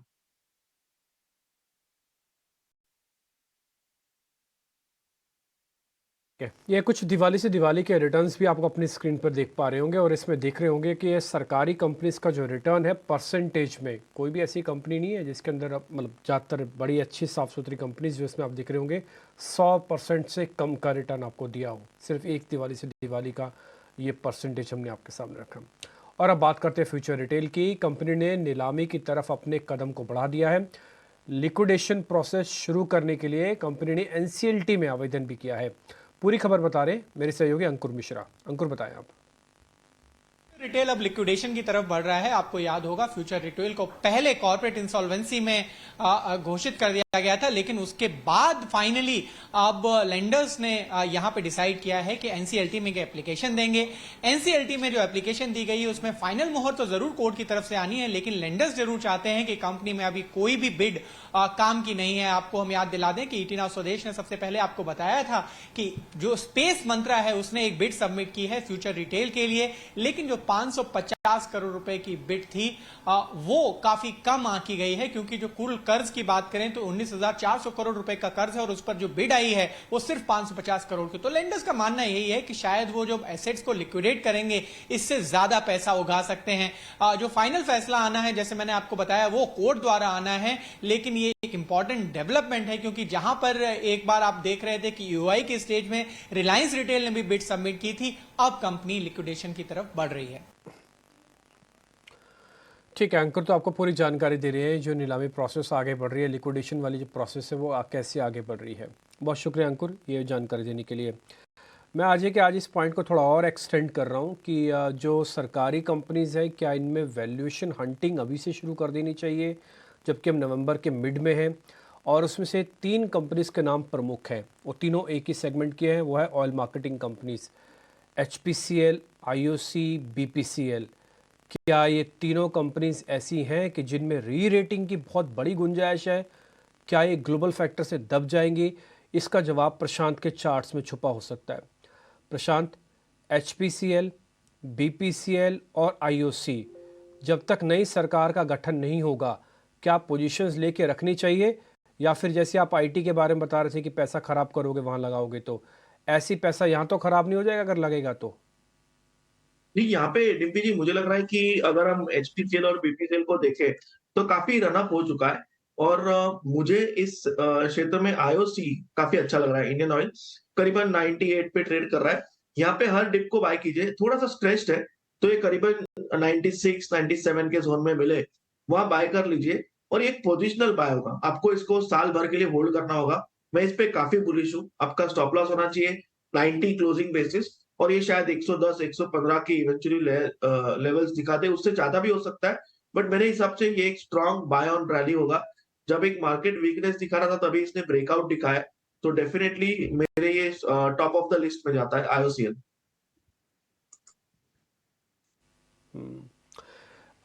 सोनी एक शेयर है एल्केम लैब, इसकी ना चर्चा सोशल मीडिया पे काफ़ी ज़्यादा है। अगर आप देखेंगे ना मार्केट्स के कुछ एक छोटे मोटे आप सोशल मीडिया के प्लेटफॉर्म्स में, वहाँ पे देखेंगे हर कोई एल्केम लैब को सजेस्ट कर रहा है, किसको रख लीजिए बहुत बढ़िया चलेगा, इसको रख लीजिए बहुत बढ़िया चलेगा। कुछ रिपोर्ट्स भी आई थी जो बता रही थी चल सकता है, लेकिन एक रिपोर्ट ऐसी भी थी जो कह रहा था कि 4200 के भी नीचे चला जाएगा ये। तो एक बार जरा एल्केम लैब पे अपना आप टेक बताइए, आपको लगता है कि शेयर चलेगा?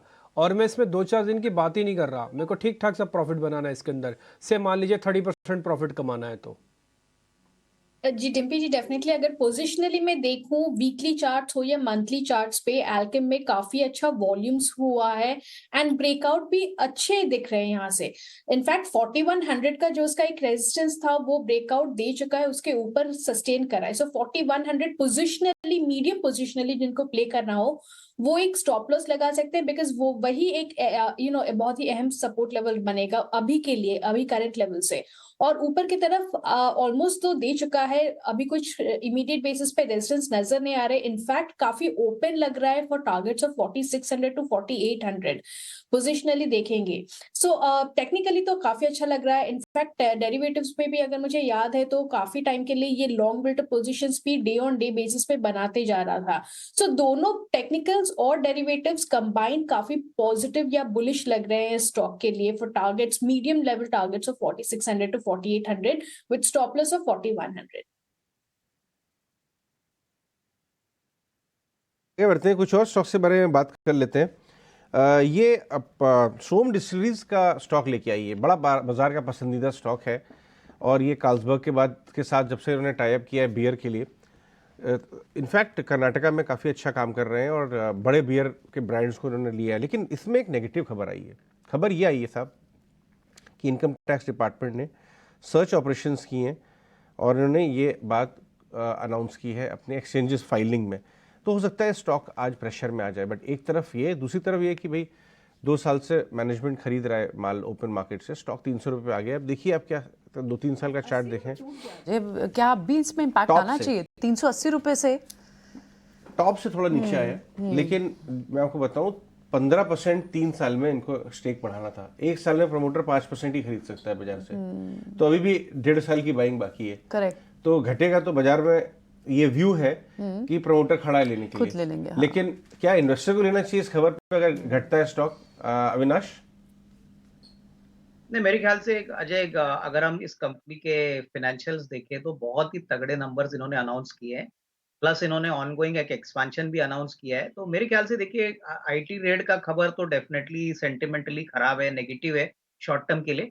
लेकिन जिन इन्वेस्टर्स को मेरे ख्याल से लंबी अवधि के लिए लिकर स्पेस पे बेट करना है, मेरे ख्याल से देखिए ऑल्दो स्टॉक निचले लेवल से काफी भाग चुका है, जिनको 12 से 15 महीने का व्यू लेके काम करना है, मेरे ख्याल से अगर थोड़ा सा स्टॉक वीक खुलता है आज तो डेफिनेटली थोड़ा बहुत बाइंग करना चाहिए, क्योंकि नंबर्स मेरे ख्याल से इवन दिसंबर क्वार्टर के काफी स्ट्रांग आएंगे और वॉल्यूम ग्रोथ इंडस्ट्री के कंपैरिजन में बहुत ही तगड़ा है। इनफैक्ट इंडस्ट्री ग्रोथ को इन्होंने काफी हद तक पिछले 2-3 क्वार्टर से आउट परफॉर्म किया है। तो मेरे ख्याल से it is definitely a good bet अगर किसी को मीडियम टर्म व्यू लेना है। आईटी का जो न्यूज फ्लो है वो मेरे ख्याल से ज्यादातर प्राइस में ऑलरेडी फैक्टर्ड इन है, तो मुझे नहीं लग रहा है कि इससे कोई और गिरावट स्टॉक में आने की पॉसिबिलिटी रहेगी। अगर हम देखें तो लिकर स्टॉक्स की बात करें, 1100 रुपये पे यूनाइटेड स्पिरिट्स आ गया, जबकि यूनाइटेड स्पिरिट्स के नंबर जो है थोड़े नरम आए थे, लेकिन बाजार को लगा कि ये शायद वन ऑफ है, आगे चल के अच्छा स्टॉक 1050 1080 के आसपास 75 पे जाके टॉप हुआ, उसके बाद थोड़ा सा घटा है। प्रशांत, आप यूनाइटेड स्पिरिट्स खरीदेंगे इस भाव से? ओके। सोनी? है राइट? रेडिको के दाम रेडिको तो वन यूनाइटेड साइड स्पिरिट्स चला है। है, सबसे पहले हाँ, रेडिको चला था, अच्छे फ्लोज आए हैं इस अब स्टॉक्स में। यूनाइटेड भी चलने लगा है, सोम चल ही रहा है, सोम और चल ही रहा है। जिसको थोड़ा हाई रिस्क की ट्रेड लेना है तो तिलक नगर इंडस्ट्रीज है, हाँ, उसको और ज्यादा रिस्क लेना है तो जगतजीत है, वो भी चल रहा है। लेके आइए डॉक्टर साहब, तिलक नगर का 6 महीने का ग्राफ, और जगतजीत इंडस्ट्रीज, वो भी दिल्ली की कंपनी है। आप जानती हैं जगतजीत इंडस्ट्री का नाम सुना है? ओके, ये लोग आर्मी को सप्लाई करते हैं। ओके, लेकिन स्टॉक चल रहे हैं, ये देखिए तीनों स्टॉक, जगतजीत इंडस्ट्रीज और तिलक नगर इंडस्ट्रीज। लेके आइए डॉक्टर साहब। हमारे साथ शिवांगी शारदा भी जुड़ रही हैं, ये देखिए डबल हो गया 6 महीने में जगतजीत। यहाँ एक काफ़ी बड़ा टर्न अराउंड अटेम्प्ट किया जा रहा है कंपनी के द्वारा। और ये लेके आइए तिलक नगर तो मुंबई की कंपनी है, काफ़ी अच्छा काम कर रही है ये, एक रिस्ट्रक्चरिंग हो रही है, ये देखिए डबल हो गया स्टॉक। तो लिकर स्टॉक्स में वाकई बहुत इंटरेस्ट है। लेकिन आगे चलते हैं, हमारे साथ शिवांगी शारदा भी जुड़ रही हैं बातचीत में। शिवांगी, गुड मॉर्निंग, शुक्रिया आप हमसे जुड़ रही हैं कोलकाता से। दिवाली कैसी हुई पहले ये बताइए। जी गुड मॉर्निंग, बहुत शुक्रिया, और आप सभी को दिवाली की ढेर सारी शुभकामनाएं। दिवाली बहुत ही बेहतरीन थी। ऑफ कोर्स फैमिली के साथ एक अलग मूड माहौल रहता है। आशा करते हैं कि हम सबके पोर्टफोलियो में भी उतनी ही धमाकेदार परफॉर्मेंस ला पाए। ये क्या ट्रेडिंग आइडियाज लेके आई हैं आज हमारे व्यूअर्स के लिए, कुछ दिवाली स्पेशल पटाखा स्टॉक्स? जी बिल्कुल, पहला स्टॉक जो मेरे रडार पे है वो है NMDC। हमने देखा है कि स्टॉक जो है वो एक फ्रेश ब्रेकआउट दे रहा है वीकली फ्रेम में, और एक अपने प्रीवियस हर्डल के ऊपर भी काफी अच्छी तरह से क्लोज हुआ है। वॉल्यूम्स भी अच्छी तरह से यहाँ पे सर्ज हुए हैं, तो यहाँ पे मेरी राय रहेगी कि हम इसको नजर डाल सकते हैं 175 तक के टारगेट्स के लिए, और 165 के एक स्टॉप लॉस के साथ। दूसरा पिक जो मेरा रहेगा वो है PFC में। इस स्टॉक में हमने देखा है कि कंटिन्यूसली जो है हायर लोज बनते जा रहे हैं पिछले 7 दिनों से, और सपोर्ट जो है वो हायर जोन्स की तरफ शिफ्ट हो रहा है। जो रीसेंट प्राइस सेटअप है वो एक ऐसा इंडिकेशन दे रहे हैं कि एक अच्छा यहाँ पे मोमेंटम और रैली बनते हुए दिखेगा। तो यहाँ पे मेरी राय रहेगी कि हम खरीदारी करें 300 के लक्ष्य के लिए और 280 के एक स्टॉप लॉस के साथ। NMDC, इनफैक्ट ये आज NMDC पर डिम्पी भी अपना व्यू दे रहे थे। ठीक है, इस स्टॉक को वॉच करके रखेंगे, लेकिन इस बीच सारे स्टॉक्स की लिस्ट जो इंपॉर्टेंट आज ट्रेड्स के लिहाज से होने चाहिए, अर्निंग्स के एस्पेक्ट से, न्यूज़ फ्लो के एस्पेक्ट से और डीलिंग रूम की एक्टिविटीज के हिसाब से, शरद खास सेगमेंट नवरत्न शेयर में लेके आए हैं। शरद बताएं। जी बिल्कुल, सबसे पहला स्टॉक रहेगा कोल इंडिया। ऑफ कोर्स नंबर्स में स्ट्रेंथ देखने मिली थी और इनकी रियलाइजेशंस और वॉल्यूम्स में भी अच्छे नंबर्स आए हैं, लेकिन जेफरीज ने आज जो है अपग्रेड किया है स्टॉक को, होल्ड से अब बाय रेटिंग कर दिया है। लक्ष्य जो है वो 240 से बढ़ा के 385 रुपीज़ पर शेयर कर दिया है। दूसरा स्टॉक फोकस में रहेगा आयशर मोटर्स। बहुत स्ट्रॉन्ग सेट ऑफ नंबर्स आए हैं Q2 के, और जो कमेंट्री आ रही है स्पेशली जो रॉयल एनफील्ड की डिमांड को लेके है उसमें बहुत स्ट्रेंथ देखने मिल रहा है, end of course festive season का भी इम्पैक्ट है। जो उनकी VECV सेगमेंट है कमर्शियल व्हीकल की, उसमें भी जो है एक पॉजिटिव कमेंट्री डिमांड की तरफ से देखने मिल रही है। तीसरा स्टॉक रहेगा LIC। Largely inline set of numbers आए Q2 में, लेकिन कुछ ऑपरेशनल नंबर्स है जहां पे पैरामीटर्स के जो वो थोड़े मिस किए हैं। नेट प्रीमियम इनकम जो है लगभग 19% गिरा है ईयर ऑन ईयर बेसिस पे। चौथा स्टॉक रहेगा BSC। स्ट्रॉन्ग Q2 नंबर्स आए हैं, अगर रेवेन्यू की बात करें तो 60% ईयर ऑन ईयर बेसिस पे ग्रोथ देखने मिला है, और जो मार्केट शेयर की बात करें स्पेशली जो ऑप्शंस में वो लगातार दूसरे स्ट्रेट क्वार्टर में जो है बढ़ोतरी देखने मिल रही है। पांचवा स्टॉक रहेगा सन टीवी का। Largely inline set of numbers आए हैं, और यहाँ पे जो बेनिफिट आई है इस क्वार्टर में वो उन्होंने प्रोड्यूस की थी रजनीकांत की मूवी जेलर, तो उसका भी बेनिफिट जो है उनके टॉप लाइन नंबर्स में देखने मिल रहा है। लेकिन जो कमेंट्री आ रही है आगे जाते हुए, स्पेशली जो second half of the year होने वाला है वो ज़्यादा ग्रोथ देखने मिल सकता है, स्पेशली जो एड सब्सक्रिप्शन और रेवेन्यूज़ को लेके। अनंतराज 6th स्टॉक रहेगा फोकस में। बोर्ड ने अप्रूवल दी है, लगभग 500 करोड़ रुपए वो रेज कर सकते हैं QIP के जरिए। और इम्पॉर्टेंट बात ये भी है कि यहाँ पे जो रियल एस्टेट में बज़ हो रही है NCR रीजन में कि कंपनी जो है डेटा सेंटर के एरियाज़ में भी जो है जाने वाली है, तो इसके कारण जो है स्टॉक पे जो है नज़र आप ज़रूर रखिएगा। दो स्टॉक्स है जो आज बिग बोल्ड ब्रोकरेज में हम ले रहे हैं। हमारा 7वां स्टॉक रहेगा जो मॉर्गन स्टैनली की टैक्टिकल आइडियाज़ है, उसमें रहेगा पेज इंडस्ट्रीज़। यहाँ पे उन्होंने मेंटेन ओवरवेट रखा है, टारगेट प्राइस रखा है 43,814 रुपीज़ पर शेयर, और वो एक्सपेक्ट करें कि शेयर प्राइस जो है एब्सोल्यूट टर्म्स में अगले 60 दिन में एक पॉजिटिव कैटलिस्ट देखने मिल सकता है। ऑफ कोर्स इसमें जो है उन्होंने इन्वेंट्री लेवल्स की नॉर्मलाइजेशन की भी बात की है। 8वां स्टॉक जो कि बिग बोल्ड ब्रोकरेज है, वो भी मॉर्गन स्टैनली का टैक्टिकल आइडिया रहेगा, वो है आदित्य बिरला फैशन। यहाँ पे मेंटेन अंडरवेट रखा है। जो टारगेट प्राइस है वो 176 रुपीज़ पर शेयर का है और वो एक्सपेक्ट कर रहे हैं कि शेयर प्राइस में थोड़ी गिरावट देखने मिल सकती है अगला 15 दिन में। अब ऑफकोर्स कंपटीशन और जो वॉल्यूम्स में जो थोड़ी डिग्रोथ देखने मिली है उसके कारण ये इम्पैक्ट आएगा। और आज का आखिरी स्टॉक खबरों वाले दम पे जो शेयर है, हमारी जो बातचीत हो रही है इंडस्ट्री पार्टिसिपेंट से, यहाँ से पता चल रहा है लुमैक्स इंडस्ट्रीज फोकस में रहेगा। अब यहाँ पे जो है बज़ है कि वो प्लान कर रहे हैं कि जो सेकंड फेज़ है चक्कन प्लांट का एक्सपेंशन का, वो प्लानिंग अब स्टार्ट हो चुकी है। ऑलरेडी फर्स्ट फेज़ जो थी उसकी कमेंसमेंट ऑलरेडी 1 नवंबर को देखने मिली है, जहाँ पे दिग्गज क्लाइंट्स जैसे कि M&M और टाटा मोटर्स जो है ऑलरेडी उन्होंने नए ऑर्डर्स भी दे दिए हैं। ब्रोकरेज का मानना है कि जो इंक्रीमेंटल रेवेन्यू है इस प्लांट से रफली 800 से 900 करोड़ देखने मिल सकता है FY27 में। और जो सेकेंड हाफ की बात करें तो फेज़ 1 के कारण रफली 170 crore to 190 crore top line में एडिशन देखने मिल सकता है। तो ये 9 स्टॉक्स है जो आपके ट्रेड में फोकस में रहने चाहिए। राइट, ठीक है शरद, बहुत बहुत शुक्रिया इन 9 स्टॉक्स को शेयर करने के लिए। बाजार में ओपनिंग प्राइसेस आना शुरू हो गए, सॉफ्टिश इस समय खुल रहा है बाजार लेकिन देखते हैं, सेटल होने दीजिए, उसके बाद आगे लेके चलते हैं बातचीत को। लेकिन रत्नेश, सोनी, अविनाश और शिवांगी हमारे साथ हैं। पाइप कंपनीज के बारे में मैं बात करना चाहूँगा। हरिओम पाइप्स का रिजल्ट आया, रेड्डी साहब जरा दिखाइए, और हरिओम पाइप कैसा खुल रहा है वो भी दिखाइए।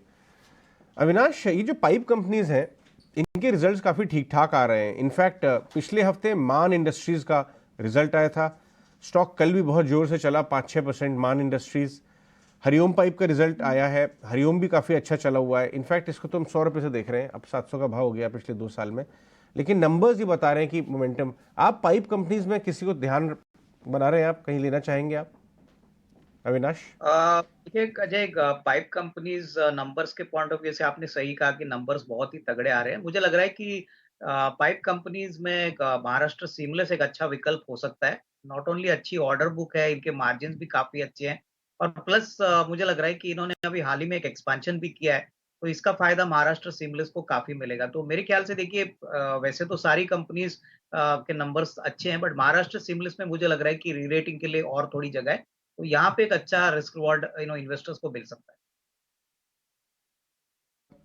इंडियन मेटल्स एंड फेरोअलाइज, इंफा जो स्टॉक है, जरा मिड कैप साइड से इसको हमारे लिए चार्ट चेक करके बताएं। 550 के करीब आ गया, 450 के करीब आ गया है। रिजल्ट्स अच्छे थे लेकिन मोमेंटम पिछले एक हफ्ते से इसमें बनता हुआ नजर आ रहा है। इनफैक्ट थोड़ा लंबा चार्ट भी लेके आए डेटा साहब, 3 महीने 1 महीने, तो मालूम चलेगा मैं किसके बारे में बात कर रहा हूँ। आप चार्ट्स को देख के बताइए क्या टारगेट्स बन सकते हैं यहाँ पे, शिवांगी? जी बिल्कुल। इस स्टॉक की अगर हम बात करें यहाँ पे, तो हमने देखा है कि एक जो हल्का सा मोमेंटम था वो अ, जरूर एक लॉस्ट सा था। मेरी राय रहेगी कि हम बेटर सेक्टर्स पे फोकस करें जो एक भरोसेमंद रहेगा।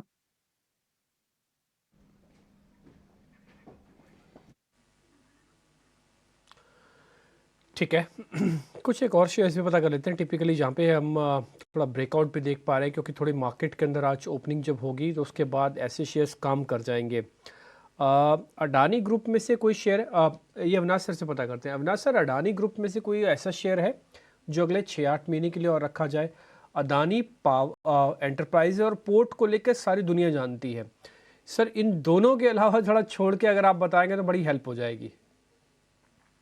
नहीं, मेरे ख्याल से दिम्पी थोड़ा सा एग्रेसिव अगर इन्वेस्टर है तो अडानी पावर मुझे लगता है कि देखने लायक है, क्योंकि मैंने जैसे कहा कि पावर थीम बहुत ही स्ट्रांग है। पावर जनरेशन, पावर डिस्ट्रीब्यूशन, जो पावर इक्विपमेंट वाली कंपनीज है, इसके लिए मुझे लग रहा है कि अगले साल 1.5 साल का नजरिया काफी पॉजिटिव है। तो अडानी पावर जिनको खरीदना है, मेरे ख्याल से नंबर्स भी अच्छे आ गए हैं, इनका बिजनेस काफी स्केलेबल भी है, तो कहीं ना कहीं मुझे लग रहा है कि अडानी पावर किसी को अगर अपने पोर्टफोलियो में ऐड करना है तो करंट प्राइस पे थोड़ा सा एडिशन कर ले।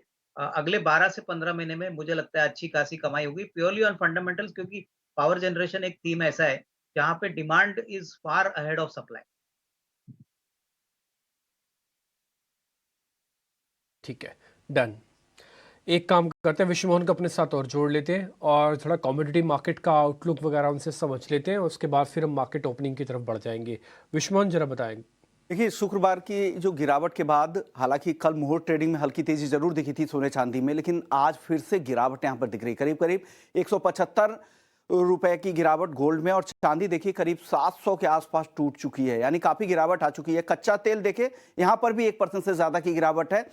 एमसीएक्स पर एकमात्र काउंटर नेचुरल गैस, जहां पर आज तेजी दिख रही है, करीब करीब 2% की तेजी दिख रही है। कच्चा तेल 6400 के नीचे। बेस मेटल्स की चाल देख लेते हैं तो यहां पर भी दबाव भी है, सारे काउंटर्स हल्की गिरावट के साथ ही कारोबार कर रहे, चाहे वो कॉपर हो, जिंक, एल्युमिनियम, लेड, सभी में चौथाई से आधे % तक की गिरावट दिख रही है। लेकिन इस गिरावट पर ब्रोकरेज हाउसेस क्या सोचते हैं ये देख लेते हैं।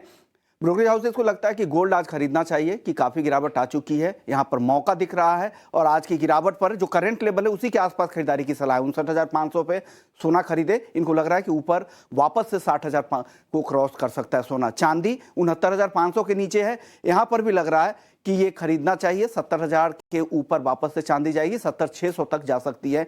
इंट्राडे के लिए ये कॉल है। कच्चा तेल लेकिन अभी भी गिरावट की संभावना बरकरार है, सेल कॉल आ रही है, लग रहा है कि यहां पर बेचे, 6,320 तक ये फिसलेगा भाव, इनको और गिरावट कच्चे तेल में लग रही है। तो ये 3 टॉप ट्रेड है आपके लिए दिन के लिए। ओके, ठीक है, डन। तो 3 टॉप ट्रेड आपने हमको बता दी। जब मार्केट खुलेगा एक बार हम फिर से आपको कनेक्ट करेंगे 10 बजे के आसपास, और फिर से हमको जरा ट्रेडिंग आइडियाज़ और दे दीजिएगा। शिवानी, ये बजाज फाइनेंस और फिनसर्व दोनों ही बेहतर शेयर है, दोनों की क्लोजिंग ठीक हुई है। थोड़ी देर पहले संजीव भसीन भी हमारे साथ जुड़े थे, वो बजाज फाइनेंस के बारे में बता रहे थे कि उन्होंने 8,000 करोड़ जुटा भी लिए, ये बात भी ठीक है। और इन दोनों शेयर्स पर आपका टेक क्या है, टेक्निकली और डेरिवेटिव, बजाज फाइनेंस और फिनसर्व दोनों ही बता दीजिएगा। जी बिल्कुल, दोनों ही स्टॉक्स की अगर हम बात करें यहाँ पे तो सिमिलर चार्ट स्ट्रक्चर बनते हुए दिख रहा है ऑफ कोर्स, बट यहाँ पे हम देख रहे हैं कि ये जो पूरे बैंकिंग और नॉन बैंकिंग जो इंडस्ट्रियल स्पेस है उसमें मोमेंटम जो है वो बनते हुए दिखता है, पर वहाँ पे होल्ड नहीं कर पाता है हायर जोन्स पे। हम देख रहे हैं कि बजाज फाइनेंस भी अपने एक क्रूशियल सपोर्ट जोन से टर्न जरूर हो रहा है, वहाँ पे एक बाइंग जरूर इंटरेस्ट देखने को मिल रही है, पर यहाँ पे इम्पोर्टेंट है कि ये होल्ड करे ऊपर। मेरा यह मानना है कि अगर 7450 के ऊपर अगर होल्ड करता है तो ये काफी अच्छा है, यहाँ पे एक रिस्क रिवॉर्ड वाइज ट्रेड जो है वो बैठेगा, और यहाँ पे फिर हम अपसाइड जो है वो एक्सपेक्ट कर सकते हैं अराउंड 7700 के आसपास का इमीडिएट बेसिस पे। तो ये दोनों ही स्टॉक्स अच्छे हैं, पर मोमेंटम जो है वो कंटिन्यू होते हुए दिखना चाहिए, तभी इसमें एक अच्छा एक्शन बनते हुए दिखेगा। नेश, आयशर मोटर्स रिजल्ट तो ठीक ठाक आया, स्टॉक चला भी है नीचे से, कैसे ट्रेड करेंगे आयशर को इस समय?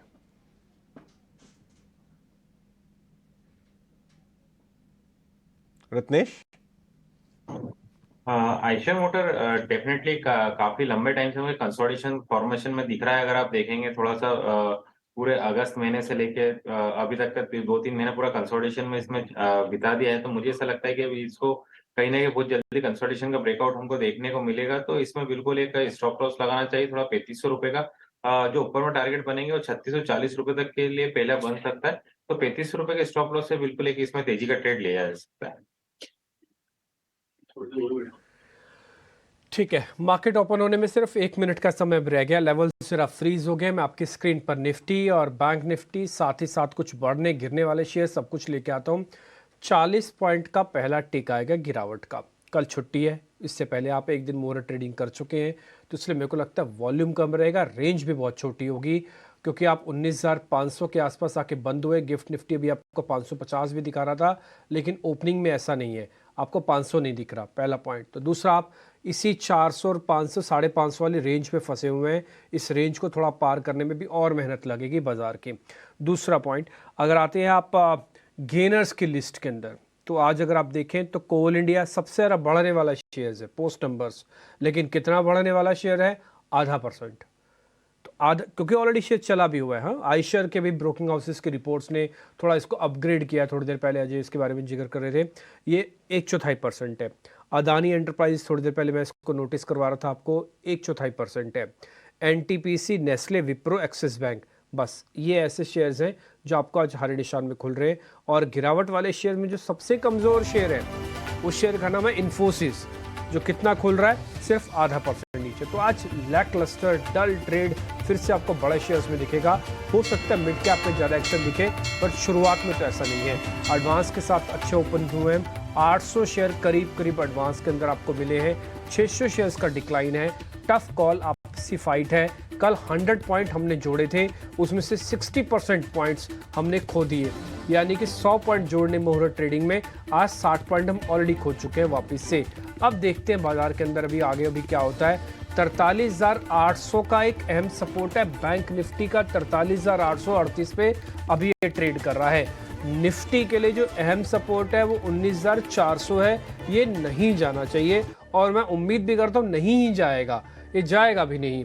अभी आप फिर भी आप थोड़ा सचेत रहिएगा, एक्टिव रहिए। अगर जाए तो पोजीशंस को लाइट करना या फिर वित्तीय सलाहकारों से पूछने की परंपरा को और आगे बढ़ाइएगा। आगे बढ़ जाते हैं, जरा तेजी से आपके सामने मैं शेयर्स रखता हूँ। आज वैसे देखा जाए तो आज कोई 2 या 5 शेयर ऐसे हैं जहां पर आपको करीब 1/4% से 2% तक का मूव है। इसके अलावा तो शेयर भी नहीं है। मैं सिर्फ बड़े शेयर्स की चर्चा आपके सामने कर रहा हूं। इस समय अगर आप आयशर मोटर देखें तो करीब वो 1.5% ऊपर आ चुका है। ये नंबर्स और रिपोर्ट्स पे दम पर। BPCL आपको ध्यान रखना चाहिए, 0.5% ऊपर है। ये हमने अभी थोड़ी देर पहले प्रशांत से पता किया था कि ऑयल मार्केटिंग कंपनीज क्या सरकार की लिस्ट में भी रहेंगी, उनका भी कहना था कि यस। इसके अलावा कोल इंडिया, अदानी एंटरप्राइज और एक हिंडाल्को।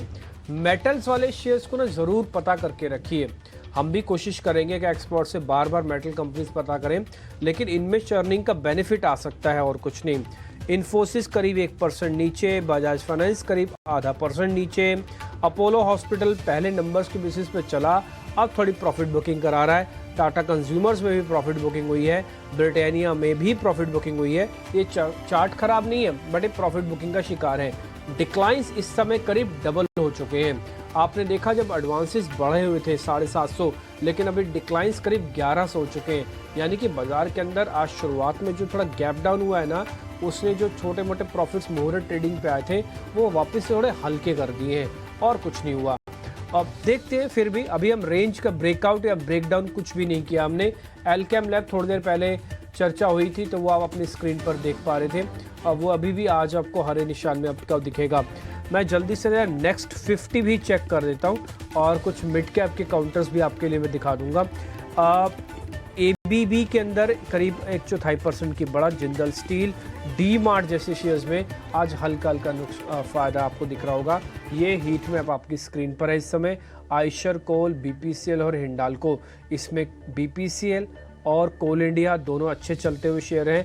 आयशर नंबर्स और हिंडाल्को भी आपको स्पीड से बढ़ता हुआ अब दिख रहा है ऊपर। छोटे मझोले शेयर्स की कैटेगरीज को हम नेक्स्ट 500 शेयर्स कहते हैं, वहाँ पर भी अगर आप चेक करेंगे तो बायोकॉन, मेदांता, ग्लेनमार्क, क्वेस्ट जैसे शेयर और एक एप्टेस होम के नाम से मैंने आपको एक शेयर बताया था जिसमें 1.5% इक्विटी का हाथ बदला हुआ था। उस दिन के बाद से वो शेयर चला, लेकिन आज फिर से इसके अंदर प्रॉफिट बुकिंग आती हुई दिख रही है। चलते हैं मुंबई स्टूडियो, वहाँ पे प्रियंका है और आपको वो गाइड करेंगे आगे के मेहमानों से।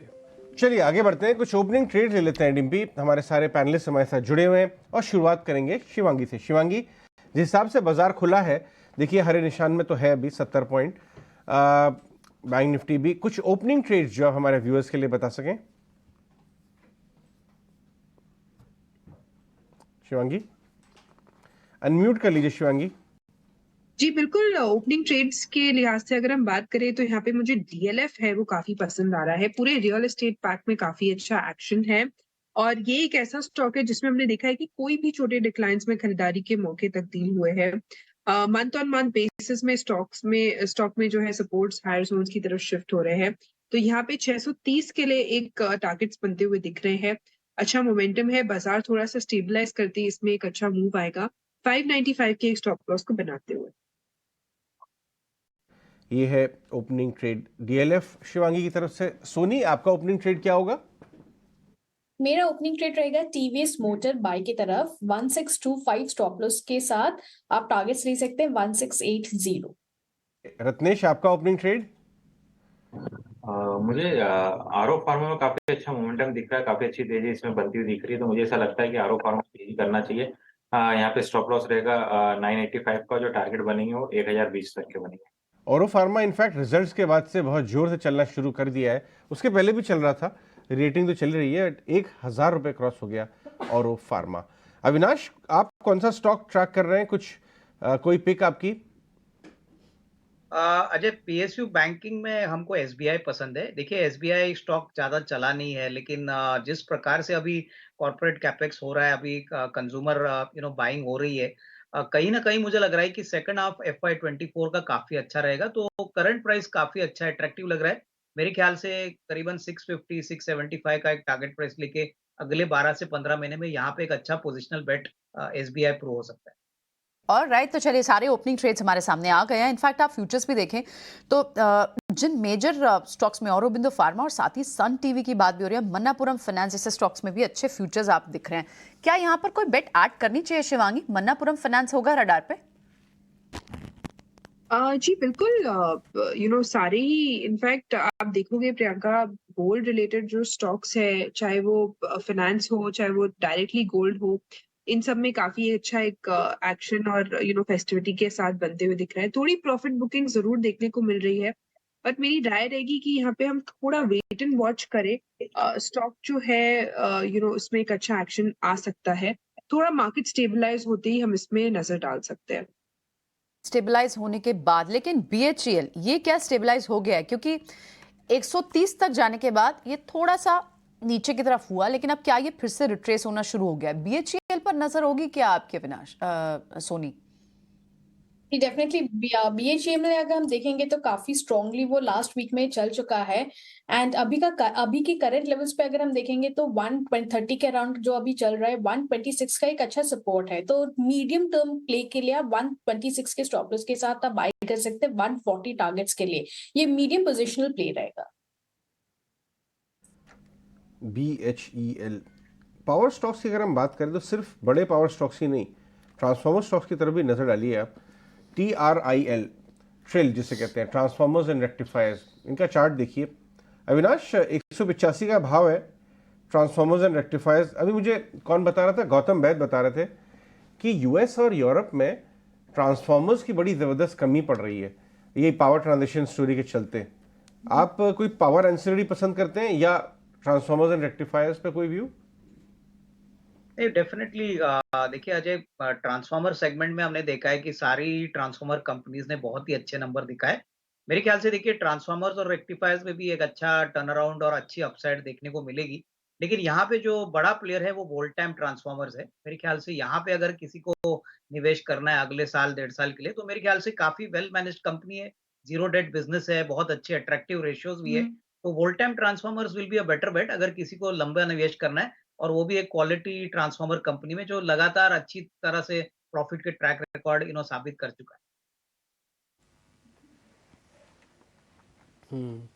थोड़ी देर पहले शिवांगी ने एक स्टॉक बताया था DLF, सोनी की भी लिस्ट में था, वो शेयर दोनों की लिस्ट में आया, इसलिए रियल एस्टेट के कुछ एक और काउंटर्स या DLF पे एक बार आपको चार्ट सामने दिखाते हैं। DLF के बाद चार्ट दिखाई और रियल एस्टेट का एक और काउंटर भी मेरे को पता करना है। वो शेयर है ओबरॉय रियलिटी। क्या DLF के साथ साथ सोनी ओबरॉय रियलिटी पर भी ध्यान रखें? ये भी सेम सेगमेंट का और काफ़ी अच्छा चलता है। जी, अगर हम देखेंगे एंटायर रियल एस्टेट पैक में DLF, ओबरॉय रियलिटीज और गोदरेज प्रॉपर्टीज भी काफी स्ट्रांगली चल रहे हैं। इनफैक्ट ओबरॉय रियलिटी की अगर हम बात करेंगे तो आज डिप अगर आपको मिलता है अराउंड 1240, तो वहां से आपको एंटर करना चाहिए। 1220 की स्टॉप लॉस उस समय पे लगाएंगे तो रिस्क रिवॉर्ड रेशियो फेवरेबल रहेगा। सो वहां से आप खरीद सकते हैं एंड ये दोबारा 1280 to 1300 के टारगेट्स के लिए तैयार हो जाएगा। सो 1240 ऑन डिप्स पे खरीदे, 1220 स्टॉप लॉस, 1280 टारगेट्स। आज ऑरोबिंदो फार्मा ने 1000 के लेवल को फाइनली पार कर लिया। 1010 का लेवल आप ऑरोबिंदो फार्मा में इसमें देख पा रहे हैं, 3% का गेन है। बैक टू बैक आप एक हफ्ते का चार्ट दिखा सकते हैं ऑरोबिंदो फार्मा का। एक हफ्ते में शेयर ये फार्मास्यूटिकल्स का ऐसा चला कि इसने कई ऐसे मतलब रेलवे वाले काउंटर्स, डिफेंस वाले काउंटर्स जो अंधाधुंध चलते थे ना, उसको भी पार कर दिया। ये आप देख पा रहे हैं एक हफ्ते के अंदर ये करीब 30 रुपये ये शेयर आज चलता हुआ आपको दिखेगा। खैर एनी हाउ, 1000 के ऊपर क्या प्रॉफिट बुकिंग कर लेनी चाहिए इस पे रत्नेश, या फिर अभी आपको लगता भी और चलेगा? अरविंदो फार्मा अब तो ट्रेड ग्रिप में आया, अब तो शॉर्ट्स वालों के खैर नहीं। डिम्पी जी, मेरा अभी ओपनिंग ट्रेड भी था जिसमें इसके टारगेट आ गए हैं, तो मुझे ऐसा लगता है कि खैर इसमें अभी तेजी जो बनी है तो बिल्कुल बनी रहेगी। कहीं ना कहीं 1030-40 तक के लिए भी जाने के लिए तैयार है, तो जिन्होंने ले रखा है वो अपने स्टॉप लॉस को रिवाइज करे। स्टॉप लॉस जो रिवाइज करने की सलाह रहेगी मेरी, कोई नीचे से लेके चल रहा है इसको, तो यहाँ पे 970 रुपए के स्टॉप लॉस को रिवाइज करते हुए 1040 तक के टारगेट के लिए बिल्कुल बने रहना चाहिए।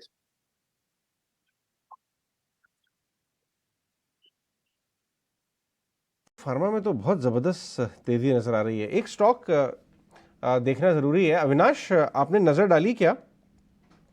वो देखिए TRIL 5% ऊपर हो गया। अभी अविनाश से डिस्कस कर रहे थे, बड़ा ब्रेकआउट नज़र आ रहा है उसके अंदर। लेकिन मैं अविनाश से डिस्कस करना चाहूँगा रेलिगेयर एंटरप्राइजेस। वहाँ पे डेवलपमेंट चल रहा है, दिवाली के चक्कर में हेडलाइंस भी बनी, लेकिन शायद आप मिस कर गए होंगे। रेलिगेयर को लेके आइए, 225 के आसपास हो गया है। अविनाश, बर्मन्स कह रहे हैं कि रेलिगेयर के करंट मैनेजमेंट ने लापरवाही की है और कुछ शेयर सेल के एलिगेशंस भी हैं ओपन ऑफर के जस्ट पहले। करंट मैनेजमेंट का ये कहना है कि बर्मन्स जो अब लार्जेस्ट शेयर होल्डर बन गए हैं, वो बहुत अंडर वैल्यू करके कंपनियों को खरीदना चाहते हैं। आपने देखा ये जो मामला बन के आ रहा है, इस भाव से आपको वैल्यू दिखती है रेलिगेयर में? नहीं, बिल्कुल अजय, देखिए ये तो एलिगेशंस डाबर के मैनेजमेंट ने कहा है, ये ऑलरेडी अभी न्यूज़ रिपोर्ट्स में आ गया है।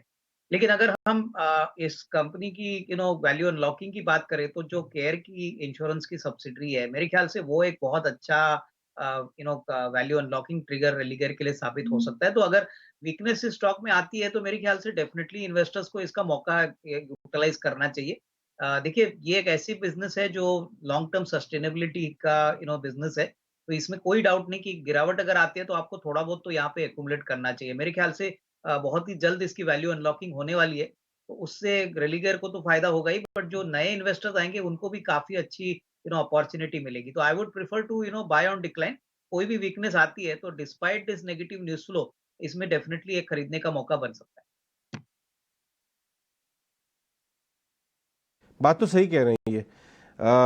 इस स्टॉक के अंदर बहुत डीप वैल्यू है। अगर आप थोड़ा एनालाइज करिए क्या क्या बिजनेसेस हैं, क्या बन सकते हैं। लेकिन अभी बिजनेस की बात तो रश्मि सलूजा खुद कह गई थी। करेक्ट। लेकिन अभी रश्मि जी ने पंगे ले लिए हैं बड़े शेयर होल्डर से। रश्मि जी ने कहा है कि फ्रॉडुलेंट तरीके से पैसा रेज करके डाबर डाल रहा है। तो बहुत ज़बरदस्त एक तरह से होस्टाइल टेकओवर के लिए बहुत ज़्यादा झगड़ा सा बन गया है। लेकिन कारोबार अच्छा है और कारोबार स्केल अप किया जा सकता है, ये बात तो फॉर श्योर है। Okay. कुछ और स्टॉक्स के बारे में बात कर लेते हैं। आइनॉक्स विंड और आइनॉक्स ग्रीन, दोनों स्टॉक्स में कल 5-6% अपने संतोष मीना चलवा के गए थे, अभी भी चल रहे हैं। शिवांगी, ये ग्रीन और विंड में आपके हिसाब से मजबूत ज्यादा कौन सा स्टॉक है ट्रेड के लिए, या अगर नीचे से राइड कर रहे हैं तो क्या प्रॉफिट बुक करना चाहिए? जी बिल्कुल, ये दोनों स्टॉक की अगर हम बात करें तो पिछले कई महीनों में हमने देखा है कि एक काफी अच्छा मोमेंटम बना है, वॉल्यूम्स बहुत इंक्रीज हुए हैं। दोनों की अगर हम बात करें यहाँ पे तो आइनॉक्स विंड और आइनॉक्स ग्रीन हम देख रहे हैं दोनों ही आज एक अच्छे पोजीशन में ओपनिंग हुआ है और होल्ड कर रहा है अपर जोन्स पे। मुझे यहाँ लग रहा है कि आइनॉक्स विंड में हम नजर डाल सकते हैं, इसका थीम जो है वो काफी अच्छी तरह से प्ले आउट भी होते हुए नजर आएगा 260 तक के लिए इमीडिएटली, और फिर 265 के टारगेट से हम एक्सपेक्ट कर सकते हैं इधर।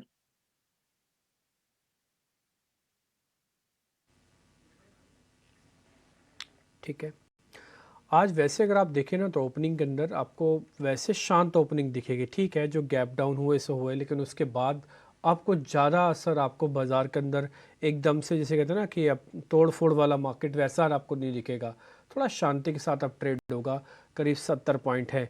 कुछ और शेयर्स हैं जो मैं चेक कर लेता हूँ इस समय। क्या नेक्स्ट 50 के अंदर कुछ सौदे मिल सकते हैं निफ्टी के अलावा, या फिर वरुण बेवरेजेस भी एक और शेयर है। ये हार्ड लिकर नहीं है, बट ये सॉफ्ट लिकर के तौर पर आप इसको काउंट कर सकते हैं। वरुण बेवरेजेस, ये शेयर 1000 के ऊपर आके ट्रेड कर रहा है। एक बार ज़रा आप इसको चेक करेंगे रत्नेश, मान लीजिए किसी के पास पड़ा हुआ है तो उसको क्या टारगेट रखने चाहिए? नया तो नहीं ले पाएंगे, बहुत मुश्किल है इसको, तो बहुत चला हुआ शेयर लग रहा है। वीबीएल बिल्कुल काफी अच्छा कंटिन्यू हाई फॉर्मेशन में। आपने सही बोला कि नया के लिए थोड़ा सा स्टेज है, पर अगर किसी पास में तो बिल्कुल इस तेजी को राइड करना चाहिए। मेरे हिसाब से यहाँ पे टारगेट जो रहेगा ये 950 रुपए का रहेगा, जो ऊपर में टारगेट इसमें बन रहे हैं। मुझे ऐसा लगता है कहीं ना कहीं इसमें 1100 रुपए तक के टारगेट और देखने को मिल जाएंगे, तो 950 के स्टॉप लॉस से बिल्कुल इसको राइड करें तेजी को। ऐसा नहीं कि सिर्फ बढ़े हुए शेयर्स पे आपको नोटिस करना चाहिए, कुछ कमज़ोर शेयर्स भी हैं, कई बार आपको अपॉर्चुनिटी देते हैं वापस अंदर आने के लिए। जैसे KPIT टेक, एक IT की कंपनी है, आज ये 2% नीचे है। एक बार ज़रा स्क्रीन पे दिखाइए। ग्लेनमार्क में ज़्यादातर रिपोर्ट्स बुलिश हैं, but in spite of this कि आज ये 3% नीचे है।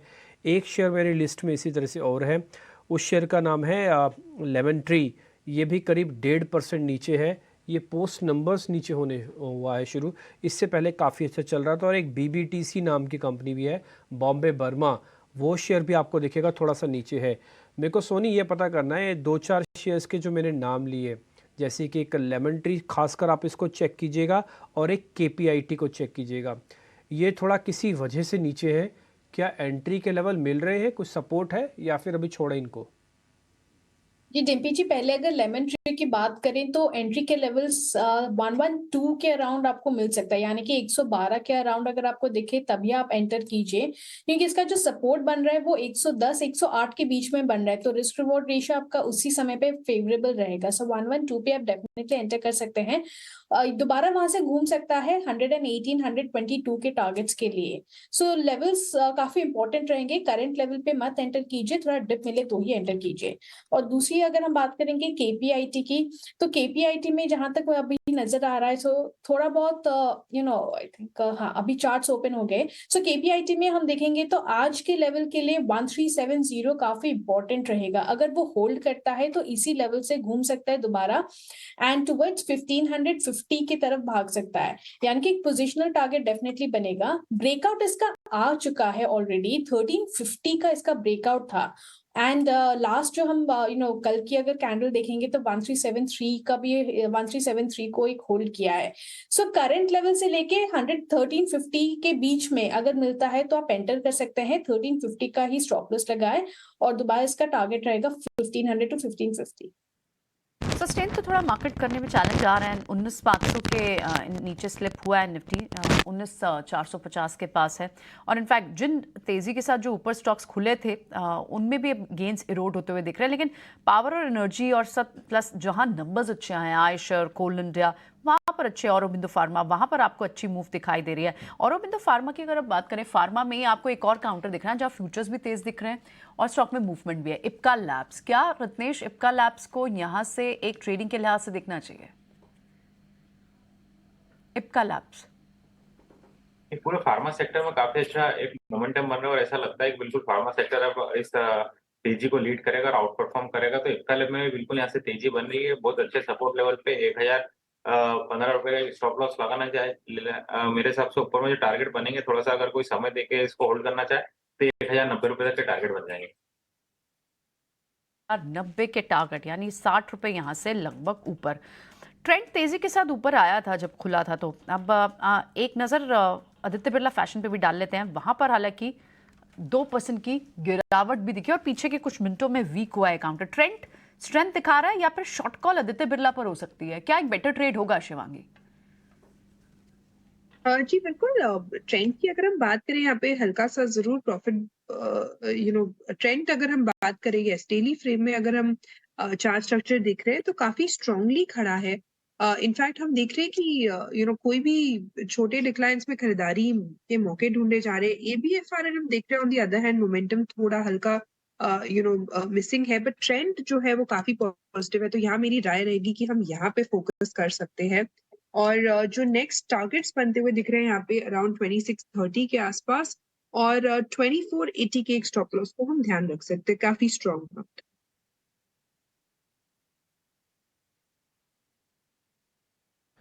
ट्रेंड का जब से अपग्रेड आया है काफ़ी अच्छा मोमेंटम बन रहा है यहाँ पे और अपग्रेड्स भी आ रहे हैं। और इसके बाद ये अपने पोर्टफोलियो मैनेजमेंट वाले भी जो हैं, जैसे मार्सलस वगैरह, उन्होंने भी काफ़ी खरीदा है। सन टीवी आज सुबह डिस्कस किया था हमने आपके साथ, बाजार डेज लो पे है, सन टीवी डेज हाई पे है।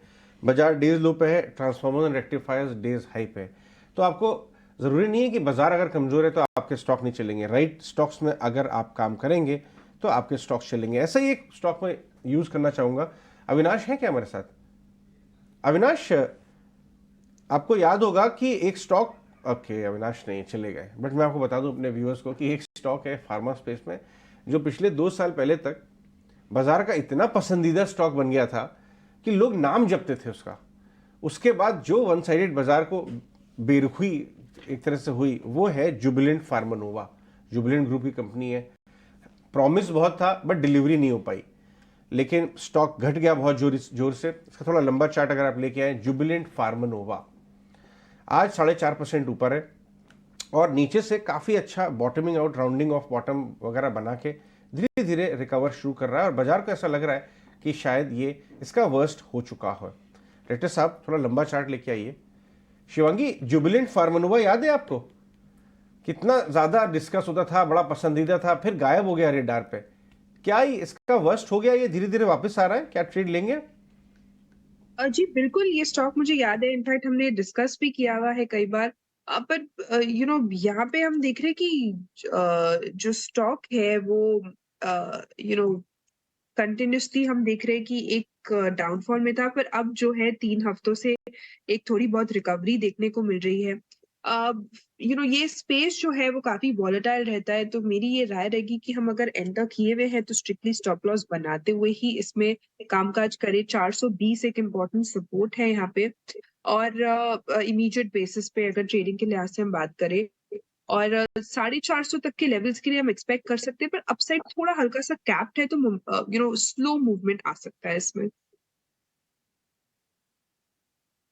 मूवमेंट देखिए, बहुत मोमेंटम को अगर आप देखेंगे, प्योर मोमेंटम अगर आप देखें तो शायद ये आपके मतलब का स्टॉक नहीं है, बट अगर आप पोजिशन खेलना चाहते हैं तो आप इसको देखिए, शायद इसका वर्स्ट हो चुका है।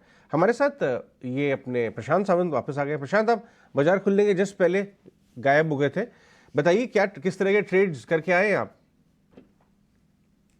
ओवरऑल अजय जी, मुझे लग रहा है कि एक स्टॉक जो डेफिनेटली अभी आपने नाम लिया, ट्रांसफॉर्मर्स एंड रेक्टिफायर्स, काफी अच्छा लग रहा है, तो यहाँ पे बने रह सकते हैं।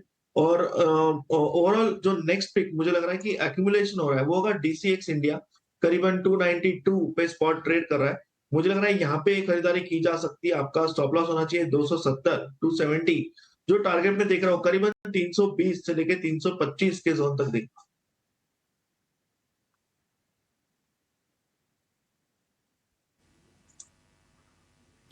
ठीक है, डन। मार्केट के अंदर सेलेक्टिव हुई है, जैसे अभी थोड़ी देर पहले अजीब भी आपको नोटिस कराते हैं। सन टीवी आपने देखा 2% ऊपर है। एनएमडीसी हमने आपको सुबह आपको बताया था, वो शेयर अभी 173 के आसपास काम कर रहा है। शिवांगी शारदा की भी वो एक पसंदीदा शेयर्स में से एक है जिसको वो आज रिकमेंड भी कर रही थी। एक दो शेयर ज़रा और चेक करते हैं जहाँ पे क्या पोजीशंस कुछ और अच्छी बनती हुई दिख रही है। एनबीसीसी है 69 तक आ चुका है, ये पोस्ट नंबर्स भी चला और अभी तक तो सब कुछ ठीक ही दिख रहा है इसके अंदर।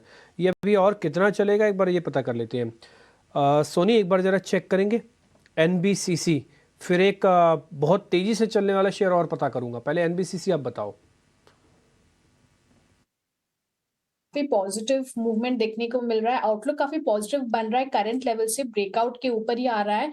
और मेरे ख्याल से पहला जो इसका टेस्टिंग टारगेट्स रहेंगे वो 72 to 74 के एक रेंज में रहेंगे। सो करंट लेवल से भी आप शॉर्ट टर्म प्ले के लिए ले सकते हैं। 72 73 के अराउंड अगर आपको दिखे तो वहां पे एक शॉर्ट टर्म प्रॉफिट बुकिंग कर सकते हैं।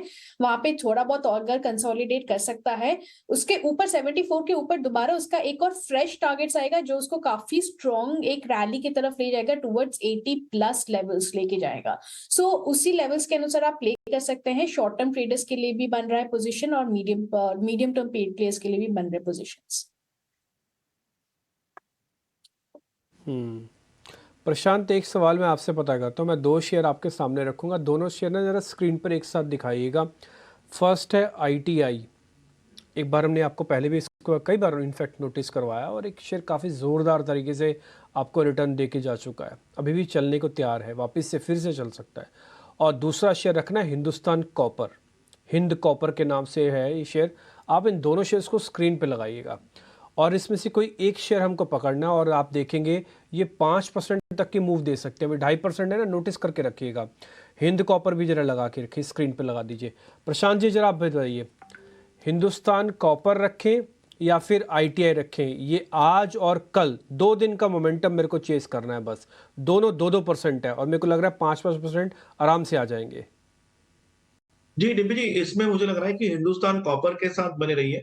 जो वॉल्यूम्स है वो काफी अच्छे हैं, 20 दिनों के एवरेज के ऊपर सस्टेन कर रहा है। तो यहाँ से हम करीबन 153 पे ट्रेड कर रहे हैं।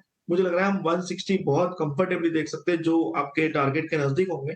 तो इन दोनों में अगर चुनना हो तो हिंदुस्तान कॉपर को चुनना हो।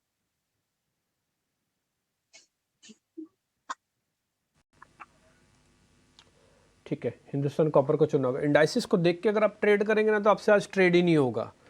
और आपने कल भी अगर इंडाइसिस को देख के ट्रेड किया होगा तो फिर आपसे कल ट्रेड भी नहीं हुआ होगा मुहूर्त ट्रेडिंग में, क्योंकि ये सिर्फ स्क्रीन को ब्यूटीफुल और स्क्रीन को थोड़ा सा डिस्टर्ब करने का पोजीशंस हो रही हैं और कुछ भी नहीं है। बाजार कहीं नहीं गया, अभी 19,400 के आसपास ही खड़ा है, पहले भी वहीं खड़ा रहा। और दूसरा, ये सपोर्ट भी ब्रेक नहीं करेगा 19,300, क्योंकि बहुत मेहनत करके आया है। ये अपनी मेहनत को ऐसे जाया नहीं करेगा, ऐसे ख़राब नहीं होने देगा। तो इसलिए इंडाइसिस को देख के कृपा करके ट्रेड ना करें, नहीं तो फिर आपसे अपॉर्चुनिटी लॉस्ट के कई आपकी दिक्कतें आपके सामने आ जाएंगी। एक और शेयर है GAEL के नाम से, गुजरात अंबुजा एक्सपोर्ट्स लिमिटेड। रत्नेश, एक बार जरा आप चेक करेंगे इस शेयर को। GAEL, Gujarat Ambuja exports.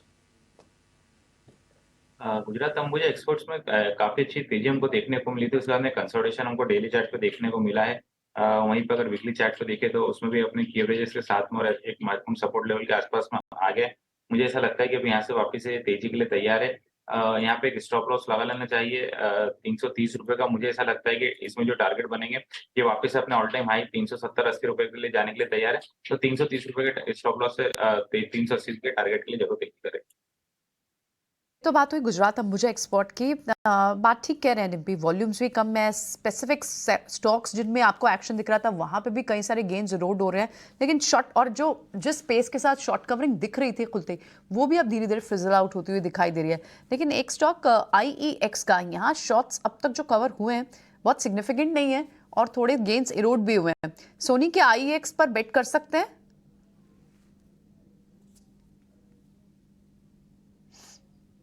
Soni, IEX stock पर क्या व्यू होगा? शिवांगी, आप बताएंगे प्लीज। जी IEX की अगर हम बात करें, जी प्रियंका जी, मैं चार्ट खोल लेती हूँ इसका।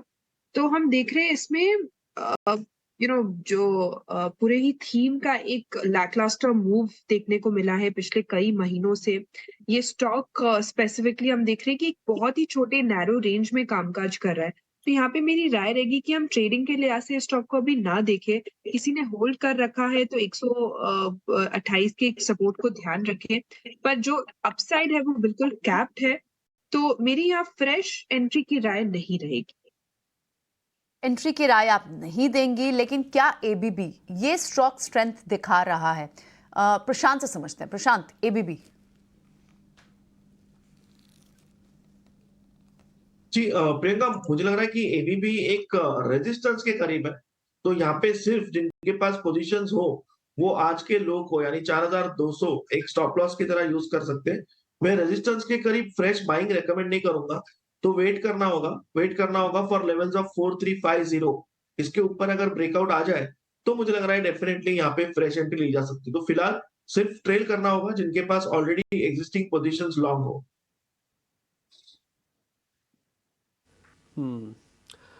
आज शिवांगी, आपके चेहरे को देख के बार बार अलग सी रौनक है आपके चेहरे में। आप कोलकाता में, ये आपका होम टाउन है क्या? जी बिल्कुल, कोलकाता मेरा घर है और यहाँ ऑफ कोर्स घर आते ही एक अलग ही माहौल और एक अलग ही फैमिली वाइब्स रहती है। तो शायद वो ही चेहरे पे नजर आ रहा है। और दिवाली भी एक जो है बड़ी खुशियों वाली थी। वाह, बहुत ही बढ़िया। आज मैं नोटिस कर रहा था, मैं क्या ये वैसी वो शिवांगी शारदा नहीं है जो पहले हमको कुछ दिन पहले तक हमारे साथ टीवी स्क्रीन पे है। आज कुछ अलग ही है, स्टॉक सिलेक्शन, पूरा जज्बा जुनून आज कुछ अलग ही दिख रहा है। ओके, होम टाउन का इफेक्ट है आपका। ओके, ठीक है, डन। एक जो शेयर और जरा पता कर लेते हैं, फिर शिवांगी आपसे आज जरा पता करते हैं। आज आप होम टाउन में तो एंजॉय भी कर रहे हैं, तो जरा 2-4 शेयर आप हमको ज़्यादा बताना। फिर आप एक शेयर है मोतीलाल ओसवाल। अच्छा, बता पाओगे आप इसमें? आपकी कंप्लायंस तो नहीं है? जी इस स्टॉक पे मैं कुछ नहीं बता पाऊंगी, बट दूसरे स्टॉक्स पे टिप्पणी जरूर कर दूंगी। छोड़ दीजिए, कोई बात नहीं, मोतीलाल ओसवाल छोड़ देते हैं। एक एनएलसी इंडिया फिर लेके आई है सामने, एकदम से स्पीड से ऊपर आया, वॉल्यूम के साथ चल के ऊपर आया है। एनएलसी इंडिया स्क्रीन पर दिखाइएगा। एनएलसी इंडिया निविली लिग्नाइट के नाम से हो गई कंपनी पहले। एनएलसी इंडिया से दिखाइए, शेयर पे 4% ऊपर है। शिवांगी इसको चेक करो आप, ये हाथ से निकल गया, आज के स्विंग ट्रेड का बेनिफिट उठाना था हमको या फिर अभी भी चलेगा अभी? और एनएलसी इंडिया जी, इसमें जिस तरह से प्राइस वॉल्यूम सर्ज है वो काफी पॉजिटिवली नजर आ रहा है। मंथली बेसिस में हमने देखा है कि एक ब्रेकआउट हुआ है स्टॉक में, और पिछले पूरे 2 हफ्तों से काफी अच्छा एक हर छोटे डिक्लाइंस में खरीदारी देखने को मिल रही है।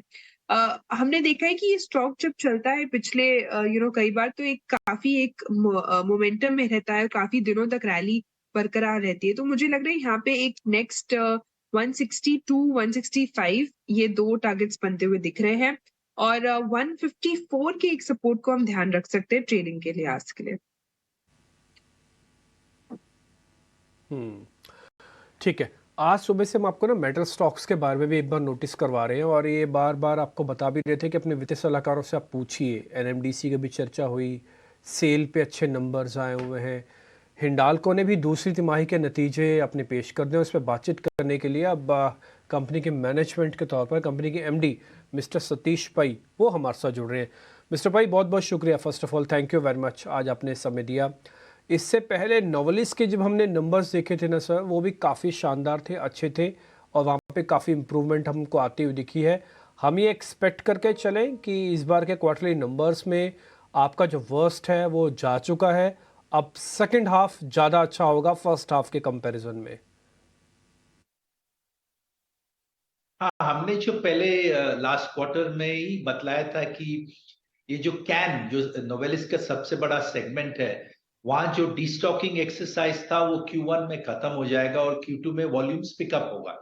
तो अगर आप Q2 में नोवेलिस का रिजल्ट्स देखें तो can 12% quarter on quarter volumes increase हुआ है। टोटल वॉल्यूम्स 933 KT, 6% अप है Q2 टू Q1। तो ये वॉल्यूम बढ़ने से नोवेलिस की एब्सोल्यूट एबिडा $484 मिलियन हुआ, एबिडा पर टन 519 हुआ। तो नोवेलिस का जो परफॉर्मेंस है it is going as per हम लोग ने जो प्रेडिक्ट किया था कि can volumes will come back, auto is continuing to be strong. तो ये next few quarters will continue, ये जो अच्छा परफॉर्मेंस आप नोवेलिस का देख रहे हैं that will continue. Alright mister pi, across the segments जिस तरह से आप बात भी शुरुआत की है आपने, किस तरह की डिमांड शेप अप हो रही है इन सेगमेंट्स पे, चाहे कैन हो, ऑटोमोटिव हो, बिल्डिंग एंड कंस्ट्रक्शन में हालांकि थोड़ा म्यूटेड दिखा, plus at the same time हमें ग्लोबल मैक्रो कंसर्न्स भी बताया, क्या वो डिमांड सेंटिमेंट को हर्ट कर रहे हैं? अगर आप इन सब पर थोड़ी लाइट दे पाए। अगर कैन देखें तो कैन तो जो डिप हो गया था क्योंकि इन्वेंट्री बिल्ड हुए थे, वो अभी डिस्टॉकिंग खत्म हुआ है, तो कैन डिमांड अभी धीरे धीरे बढ़ना शुरू हुआ है। ऑटोमोटिव डिमांड तो स्ट्रॉन्ग ही था, एटलीस्ट डबल डिजिट ग्रोथ हम लोग देख रहे हैं, लार्जली ये इलेक्ट्रिक व्हीकल के लिए जो हम लोग एल्यूमिनियम प्रोवाइड करते हैं। अगर आप एरोस्पेस देखें तो अभी लास्ट ईयर से जो अपटिक हम लोग ने देखा है दैट विल कंटिन्यू, क्योंकि एरोप्लेन्स के डिमांड काफी स्ट्रॉन्ग है। बिल्डिंग एंड कंस्ट्रक्शन सेक्टर जो है लार्जली नॉर्थ अमेरिका में, वहां थोड़ा सॉफ्टनेस है क्योंकि इंटरेस्ट रेट हाई है, तो बिल्डिंग एंड कंस्ट्रक्शन इंडस्ट्री अभी थोड़ा डाउन पे चल रही है। तो ये अक्रॉस सेगमेंट्स डिमांड पैटर्न है। ठीक है मिस्टर पाई, एक सवाल आपसे और पता करने, जब आप ग्लोबली सारी चीज़ों के बारे में बता रहे हैं, जरा यूएस के बारे में बताइए कि वहाँ पे इस समय बिजनेस कैसा चल रहा है, क्योंकि आज मेरे सहयोगी अजय सुबह से नोटिस करवा रहे हैं कि थोड़ा स्लो डाउन हो सकता है यूएस के अंदर। और दूसरा यूरोपियन बिजनेस के बारे में भी थोड़ा और आइडिया दे दीजिए। अगर यूएस डिमांड काफी स्ट्रांग है, कैन वॉल्यूम रिटर्न करने से हमारी नोवेलिस यूएस का रिजल्ट काफी अच्छा है। यूरोप थोड़ा फ्लैटिश है, वहां की इकोनॉमी भी फ्लैटिश चल रही है। अगर आप एशिया में आए तो साउथ ईस्ट एशिया में डिमांड थोड़ा वीक है, वहां की इकोनॉमीज भी थोड़ा टफ टाइम्स पे चल रही हैं। बट अगर आप इंडिया देखें, इंडिया इज वेरी स्ट्रांग। हमारा एल्यूमिनियम डिमांड इंडिया में 10% अप है quarter on quarter, copper demand 7% up है, तो Indian demand both aluminium and copper में काफी स्ट्रांग है। ठीक है मिस्टर पाई, बहुत बहुत शुक्रिया, थैंक यू वेरी मच। अच्छे से आपने गाइड किया पोस्ट नंबर्स नॉवलिस्ट को लेकर, इस समय आपकी बिजनेस कैसे बढ़ रहा है आगे, और आपने जो यूएस वाला हमको लास्ट में बताया ना, ये काफ़ी हेल्पफुल रहा हमारे इन्वेस्टर्स के लिए, थोड़ा आपको हमको गाइडेंस मिल पाई है। बहुत शुक्रिया sir, thank you very much आज समय देने के लिए। आगे बढ़ते हैं, मार्केट्स पे वापस लौट आते हैं, और इस बीच आप वैसे स्क्रीन पे देख पा रहे हैं तो आपको वही डलनेस दिखेगी। आपको करीब करीब निफ्टी 68 पॉइंट नीचे, बैंक निफ्टी करीब 150 पॉइंट नीचे, यानी कि जितना मुहूर्त ट्रेडिंग में हमने गेन किया था, almost second day of the मुहूर्त ट्रेडिंग बाजार वहीं का वहीं आके खड़ा हुआ है। लेकिन फिर भी आप स्पेसिफिक होकर रखिए तो आपका काम बन जाएगा। गेल मैं 3-4 दिन से आपको फिर से नोटिस कर रहा हूँ और आज फिर से करवा देता हूँ। सोनी एक बार आपकी रिकमेंडेशन, पहले एक राउंड का प्रॉफिट आपने ऑलरेडी इसमें दिलवाया हुआ है, मेरे को ध्यान है 12 बजे के शो में आपने इसको गाइड किया था। अभी 127 वापस से हो चुका है, 122-23 से मैं नोटिस करवा रहा हूँ इस शेयर को, 4 पे चला है और ये ऐसे ही चलेगा। ये खिसक खिसक के 130 हो जाएगा पार मैम इसी वीक में। जी डिम्पी जी, डेफिनेटली आई थिंक इसी वीक में भी हो जाएगा। एंड फैक्ट 130 के ऊपर ही जाएगा, 130 to 133 के लेवल्स पे दोबारा आएगा। वो 133 का दोबारा उसका एक रेजिस्टेंस रहेगा। इस बार अगर क्रॉस कर जाता है तो गेल में काफी अच्छी तेजी आपको फ्रेश ब्रेकआउट के साथ नजर आएगा। एंड इनफैक्ट वो उसके ऊपर 133 के ऊपर 145 प्लस लेवल्स जाने के लिए तैयार हो जाएगा। वो पोजिशनल प्ले रहेगा, बट पहले अभी के लिए हम 132 133 टारगेट्स के लिए तैयार हो जाएं, उसके ऊपर जाके हम 145 प्लस के टारगेट्स देखेंगे। बात हुई गेल पर, लेकिन कुछ दूसरे स्टॉक्स और नई लिस्टिंग में आज प्रोटन ई गिव इसके आईपीओ पर भी नजर रहेगी। आपसे कुछ देर में लिस्ट होगा। रिलेटेड टू गवर्नमेंट प्रोजेक्ट्स ये ज़्यादातर करते हैं और डिजिटल सेगमेंट्स में आधार, पैन, एनपीएस जैसे प्रोजेक्ट से जुड़ी हुई कंपनी है। इसकी लिस्टिंग को भी वॉच आउट करेंगे कि ऐसी लिस्टिंग होती है। और इनफैक्ट ये इसका पेयर भी कोई नहीं है इस सेगमेंट में। कंपनी हालांकि थोड़ी वैल्यूड जरूर है 30x PE पर ट्रेलिंग बेसिस पर, लेकिन टॉप शेयर होल्डर्स में इसके एनएससी, सुती और कई सारी दूसरी कंपनीज है, तो वॉच आउट करना होगा। बड़ा रोल निभाया है इन्होंने in fact growth of ONDC network also, and at the same time इनके जितने भी इनिशिएटिव्स है, आधार कार्ड, पैन कार्ड, टैक्स और चाहे एनपीएस हो, तो देखना होगा किस तरह के प्रीमियम पे कंपनी लिस्ट होती है। Government projects, digital projects, initiatives के साथ ज़्यादा काम करती है। लेकिन मिड कैप में कई सारे स्टॉक्स हैं जो अपनी स्ट्रेंथ बनाए हुए हैं, जिनमें नंबर्स अच्छे आए। सन टीवी और ओबिंदा लास्ट वीक आए थे, और साथ ही आप आज के स्टॉक्स कुछ देखें, मिड कैप गेनर्स जो हम देख रहे हैं उसमें इन स्टॉक्स को हम डिस्कस कर भी चुके हैं। सो बहुत बड़ी participation mid cap small cap से भी नहीं आ रही। इनफैक्ट स्मॉल कैप आधा % गिरा हुआ है। कल आपको याद होगा 13,500 के ऊपर स्मॉल कैप ने फिर एक नया रिकॉर्ड लेवल बनाया था, और आज वहां से थोड़ी सॉफ्टनेस जरूर देखने को मिली है। स्पेसिफिक ट्रेड्स ही इस वक्त बाजार में ढूंढने पड़ेंगे। कुछ और ट्रेड्स देखते हैं, और क्या यहाँ से थोड़े शॉर्ट के आइडियाज भी देने चाहिए सोनी। अगर SBI लाइव जैसे काउंटर्स हों जो इस वक्त 8% वीक है और लगातार सुबह से स्लिप हुआ है, क्या थोड़ा शॉर्ट के मौके भी, ONGC जैसे काउंटर्स जहाँ नंबर्स भी थोड़े वीक आए हैं, एक शॉर्ट का ट्रेड इनिशिएट करना चाहिए? ये ONGC और SBI लाइफ दोनों में अगर हम देखेंगे तो ONGC 200 का एक रेजिस्टेंस है, वहां पे उसको क्रॉस करना काफी डिफिकल्ट रहेगा, बिकॉज कॉल राइटर्स काफी एग्रेसिवली अपने आप को पोजीशन करके अभी भी डिफेंड करें उस लेवल को। सो शायद 200 पे प्रॉफिट बुकिंग आपको नजर आएगा again up two levels of 190। So short ये करें या फिर आप प्रॉफिट बुक करें, जो ऑलरेडी डिप में खरीद चुके हैं, वैसे आपका वहां पे चल सकता है ट्रेड। SBI लाइफ की बात करें तो यहाँ पे एक शॉर्ट ट्रेड डेफिनेटली नजर आ रहा है। इनफैक्ट फॉर 1360 स्टॉप लॉस के साथ यहाँ पे एक सेल कर सकते हैं दोबारा 1320 1300 टारगेट्स के लिए। SBI लाइव को यहाँ से शॉर्ट करने की राय सोनी दे रही है। हमारे स्क्रीन पे कुछ थोड़ा सा गलत रिफ्लेक्ट हो रहा है। 1.5% नीचे आए काउंटर और यहाँ से आप शॉर्ट का मौका ढूंढे। ठीक है, अगर आज फार्मा स्पेस पे थोड़ी नजर होनी चाहिए। बाजार अगर डिफेंसिव मोड में है और मिड कैप के अगर औरोबिंदो, इप्का लैब जैसे काउंटर्स चल, तो लार्ज कैप में आपको सन टीवी जैसे स्टॉक्स भी ऊपर आते हुए दिखाई दिए हैं। इनफैक्ट फार्मा स्पेस को आप इंडेक्स को भी देखें तो इस वक्त लगभग 1% की तेजी वहां है। क्या सन फार्मा पे नजर होगी इस वक्त शिवांगी?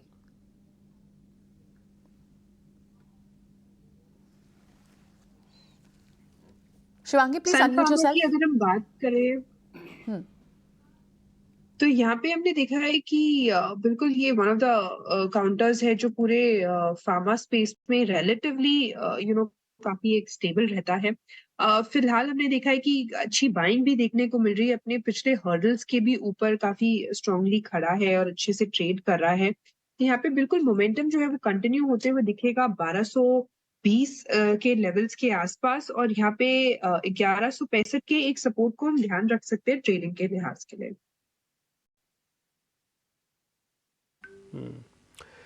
अभी मैंने स्क्रीन पर आपको दो शेयर दिखवाए थे, एक था ITI और दूसरा था हिंदुस्तान कॉपर। और ये बात हमने प्रशांत सावंत से पता भी की थी कि इन दोनों में से स्विंग का मेरे को बेनिफिट लेना है और मैं कुछ एक देर में मेरे को पैसे बना के मार्केट से फ्री होना है। ये ITI तो अभी भी 2% है, लेकिन हिंदुस्तान कॉपर एक बार ज़रा दिखाइए, वो 2 से अब 3.5 पौने 4% तक जा चुका है। 5% का मेरा टारगेट था कि आज 2-2.5% में शेयर को पकड़ूंगा और मैं इसमें 2-2.5% बना के अपना निकलूंगा। ये आप देख पा रहे होंगे 5 रुपये की तेज़ी अब हिंदुस्तान कॉपर में, और परसेंटेज में आपको करीब 3.5% दिख रहा होगा। तो 1.5% ऑलरेडी मेरे पास और आ चुका है, बस मैं 1.5% और लूँगा और इसमें से मैं बाहर हो जाऊँगा हिंदुस्तान कॉपर में से। तो इसमें आप ध्यान रखिएगा, अच्छे मोमेंटम के साथ ये शेयर चल रहा है। मार्केट में हर तरह के शेयर अवेलेबल हैं, स्विंग के, रखने वाले, वैल्यूएशन वाले, ट्रेडिंग वाले, शॉर्ट करने वाले भी अवेलेबल हैं। अगर आपको वो भी चाहिए हो ना तो वो भी आपको मिल जाएंगे मार्केट के अंदर, पूरी दुकान लगी हुई है। आपको जो शेयर चाहिए आपको मिल जाएंगे, बस सिलेक्शन आपका होना चाहिए, फाइनेंशियल डिसिप्लिन आपको रखना पड़ेगा। और एक काम आपको और करना पड़ेगा, ईटिना स्वदेश को रेगुलर देखना पड़ेगा। सुबह 8 बजे से तो बिल्कुल फिक्स होकर बैठ जाइए, हर एक एंगल को बारीक बारीक से बारीक चीज़ आपको फाइन ट्यून करके आपके सामने आसान भाषा में रखने का जो हमारा प्रयास है। आपको अच्छा भी लग रहा है, मैं दिल से जानता हूँ, और आगे भी अच्छा लगेगा, हमारा प्रयास ये भी जारी रहेगा। तो निफ्टी और बैंक निफ्टी के अलावा भी मार्केट के अंदर आज चीज़ें हैं, आप उसको थोड़ा ज़्यादा आज गौर से देख सकते हैं। अजय, आपने बात एकदम सही कही। प्रयास तो ये रहता है, और इंडिया जैसा, भारत जैसा मार्केट जो है, पिछले 10 सालों में सबसे ज़्यादा मल्टी बैगर्स, 40 बड़े मार्केट का अध्ययन हुआ तो निकला कि सबसे ज़्यादा मल्टी बैगर्स इंडिया में निकले। अगले 10 साल में भी कुछ ज़्यादा बदलने वाला नहीं है, बहुत बढ़िया ग्रोथ यहाँ पे हो रही है। लेकिन अभी हम ट्रेड की बात करेंगे, एक बार देख लेते हैं। 200 पॉइंट निफ्टी 43,800 पकड़ के बैठा है, अभी तक घटा था, उसके बाद एक रिबाउंड आया और 19,400-500 की रेंज में निफ्टी बैठा हुआ है। हिंदुस्तान कॉपर की आपने बात की, काफ़ी अंडरवैल्यूड स्टॉक है ये PSU बास्केट में। मैं एक और स्टॉक के बारे में बात कर लेता हूँ और वो है BHEL। सोनी, ज़रा BHEL के चार्ट्स को देख के बताइए, क्या इसमें एक ट्रेड बन रहा है? बहुत चला नहीं है, बहुत लोग अटके हुए थे इसमें 80-90 के भाव से। काफ़ी पेशेंस टेस्ट करने के बाद धीरे धीरे अब करंट आ रहा है इसके अंदर वापस। जी अजय जी, BHEL जैसे मॉर्निंग में भी मैंने कहा था, डेफिनेटली ट्रेड यहाँ पे अच्छा लग रहा था, एंड 135 137 के टारगेट्स के लिए भी इंटरेस्टिंग लग रहा था। ऑलरेडी 137 के ऑलमोस्ट को वो एक टेस्ट करके आया है। पोजिशनली अगर इसको किसको रखना है तो पोजिशनली प्ले के लिए 150 टारगेट्स काफी स्ट्रॉन्ग लग रहे हैं, पॉइज्ड काफी है इस करंट लेवल से। सो पोजिशनल प्ले के लिए 150 टारगेट्स के लिए इसको रखे, और नीचे की तरफ सपोर्ट स्टॉप लॉस अगर किसी को प्लेस करना है तो 126 का एक सपोर्ट स्टॉप लॉस प्लेस कर सकता है। कुछ और स्टॉक्स की तरफ नजर डालें। नागार्जुन कंस्ट्रक्शन को देखिए जरा, 160-65 के आसपास आ गया। आपको याद है कि ये कर्नाटका इलेक्शन के टाइम पे NCC की जम की पिटाई हुई थी, करेक्ट, कि भाई इनका बहुत बड़ा एक्सपोजर है। और हमारे पैनलिस्ट में से बहुत सारे लोगों ने दिलवाया था कि अगर इस भाव से गिरना शुरू कर दिया है इसने, इस मामले को लेके कि कर्नाटका इलेक्शन हार गए बीजेपी, तो इसलिए स्टॉक की पिटाई होगी, सारे ऑर्डर रिवर्स हो जाएंगे। लेके आइए डायरेक्टर साहब, 1 साल का चार्ट लेके आइए तो आपको मालूम चलेगा। NCC, शिवांगी आप NCC को ट्रैक कर सकती हैं हमारे लिए, इस भाव से 165 के आसपास है।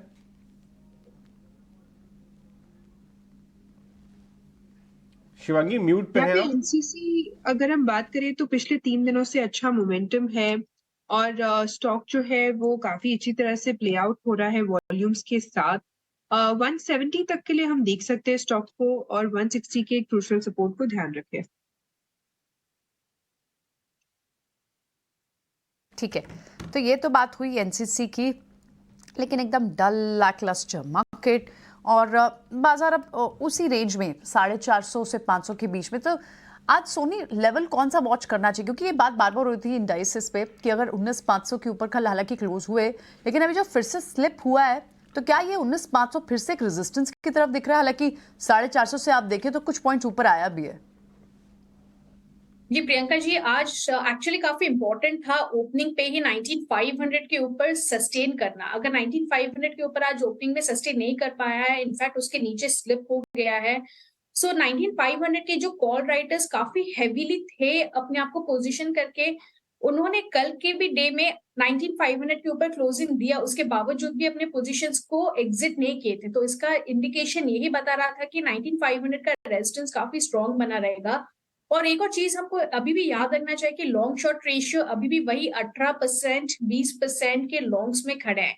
जब तक ये लॉन्ग्स 30% को क्रॉस नहीं करते हैं, तब तक कॉशियस आउटलुक रहना चाहिए मार्केट में। 30% इसीलिए मैं बता रही हूँ क्योंकि पिछले सीरीज में एंटायर एक्सपायरी अक्टूबर सीरीज में 30% के ऊपर लॉन्ग्स जा नहीं पाए थे और हमने देखा था 18,800 लेवल्स को भी टेस्ट करते हुए। इसलिए 30% काफी इंपॉर्टेंट रहेगा। जब तक वो नहीं क्रॉस करता है, एवरी ट्रेड इंडिसेस में एक हेज की तरफ से लेना चाहिए या फिर पोजीशंस है, एक स्ट्रैटेजी और हेज में कन्वर्ट करके ही ट्रेड करना चाहिए। सो अभी के लिए 19,500, 19,550 वो एक बैंड स्ट्रॉन्ग रेजिस्टेंस बन गया है निफ्टी में। नीचे की तरफ 19,400 का सपोर्ट है। अगर आज ब्रेक करता है तो again we can see levels 19,300 और 19,200 में आते हुए। ये तो बात हुई इंडाइसेस पर। एक बार हेडलाइंस में कैप्चर कर लेते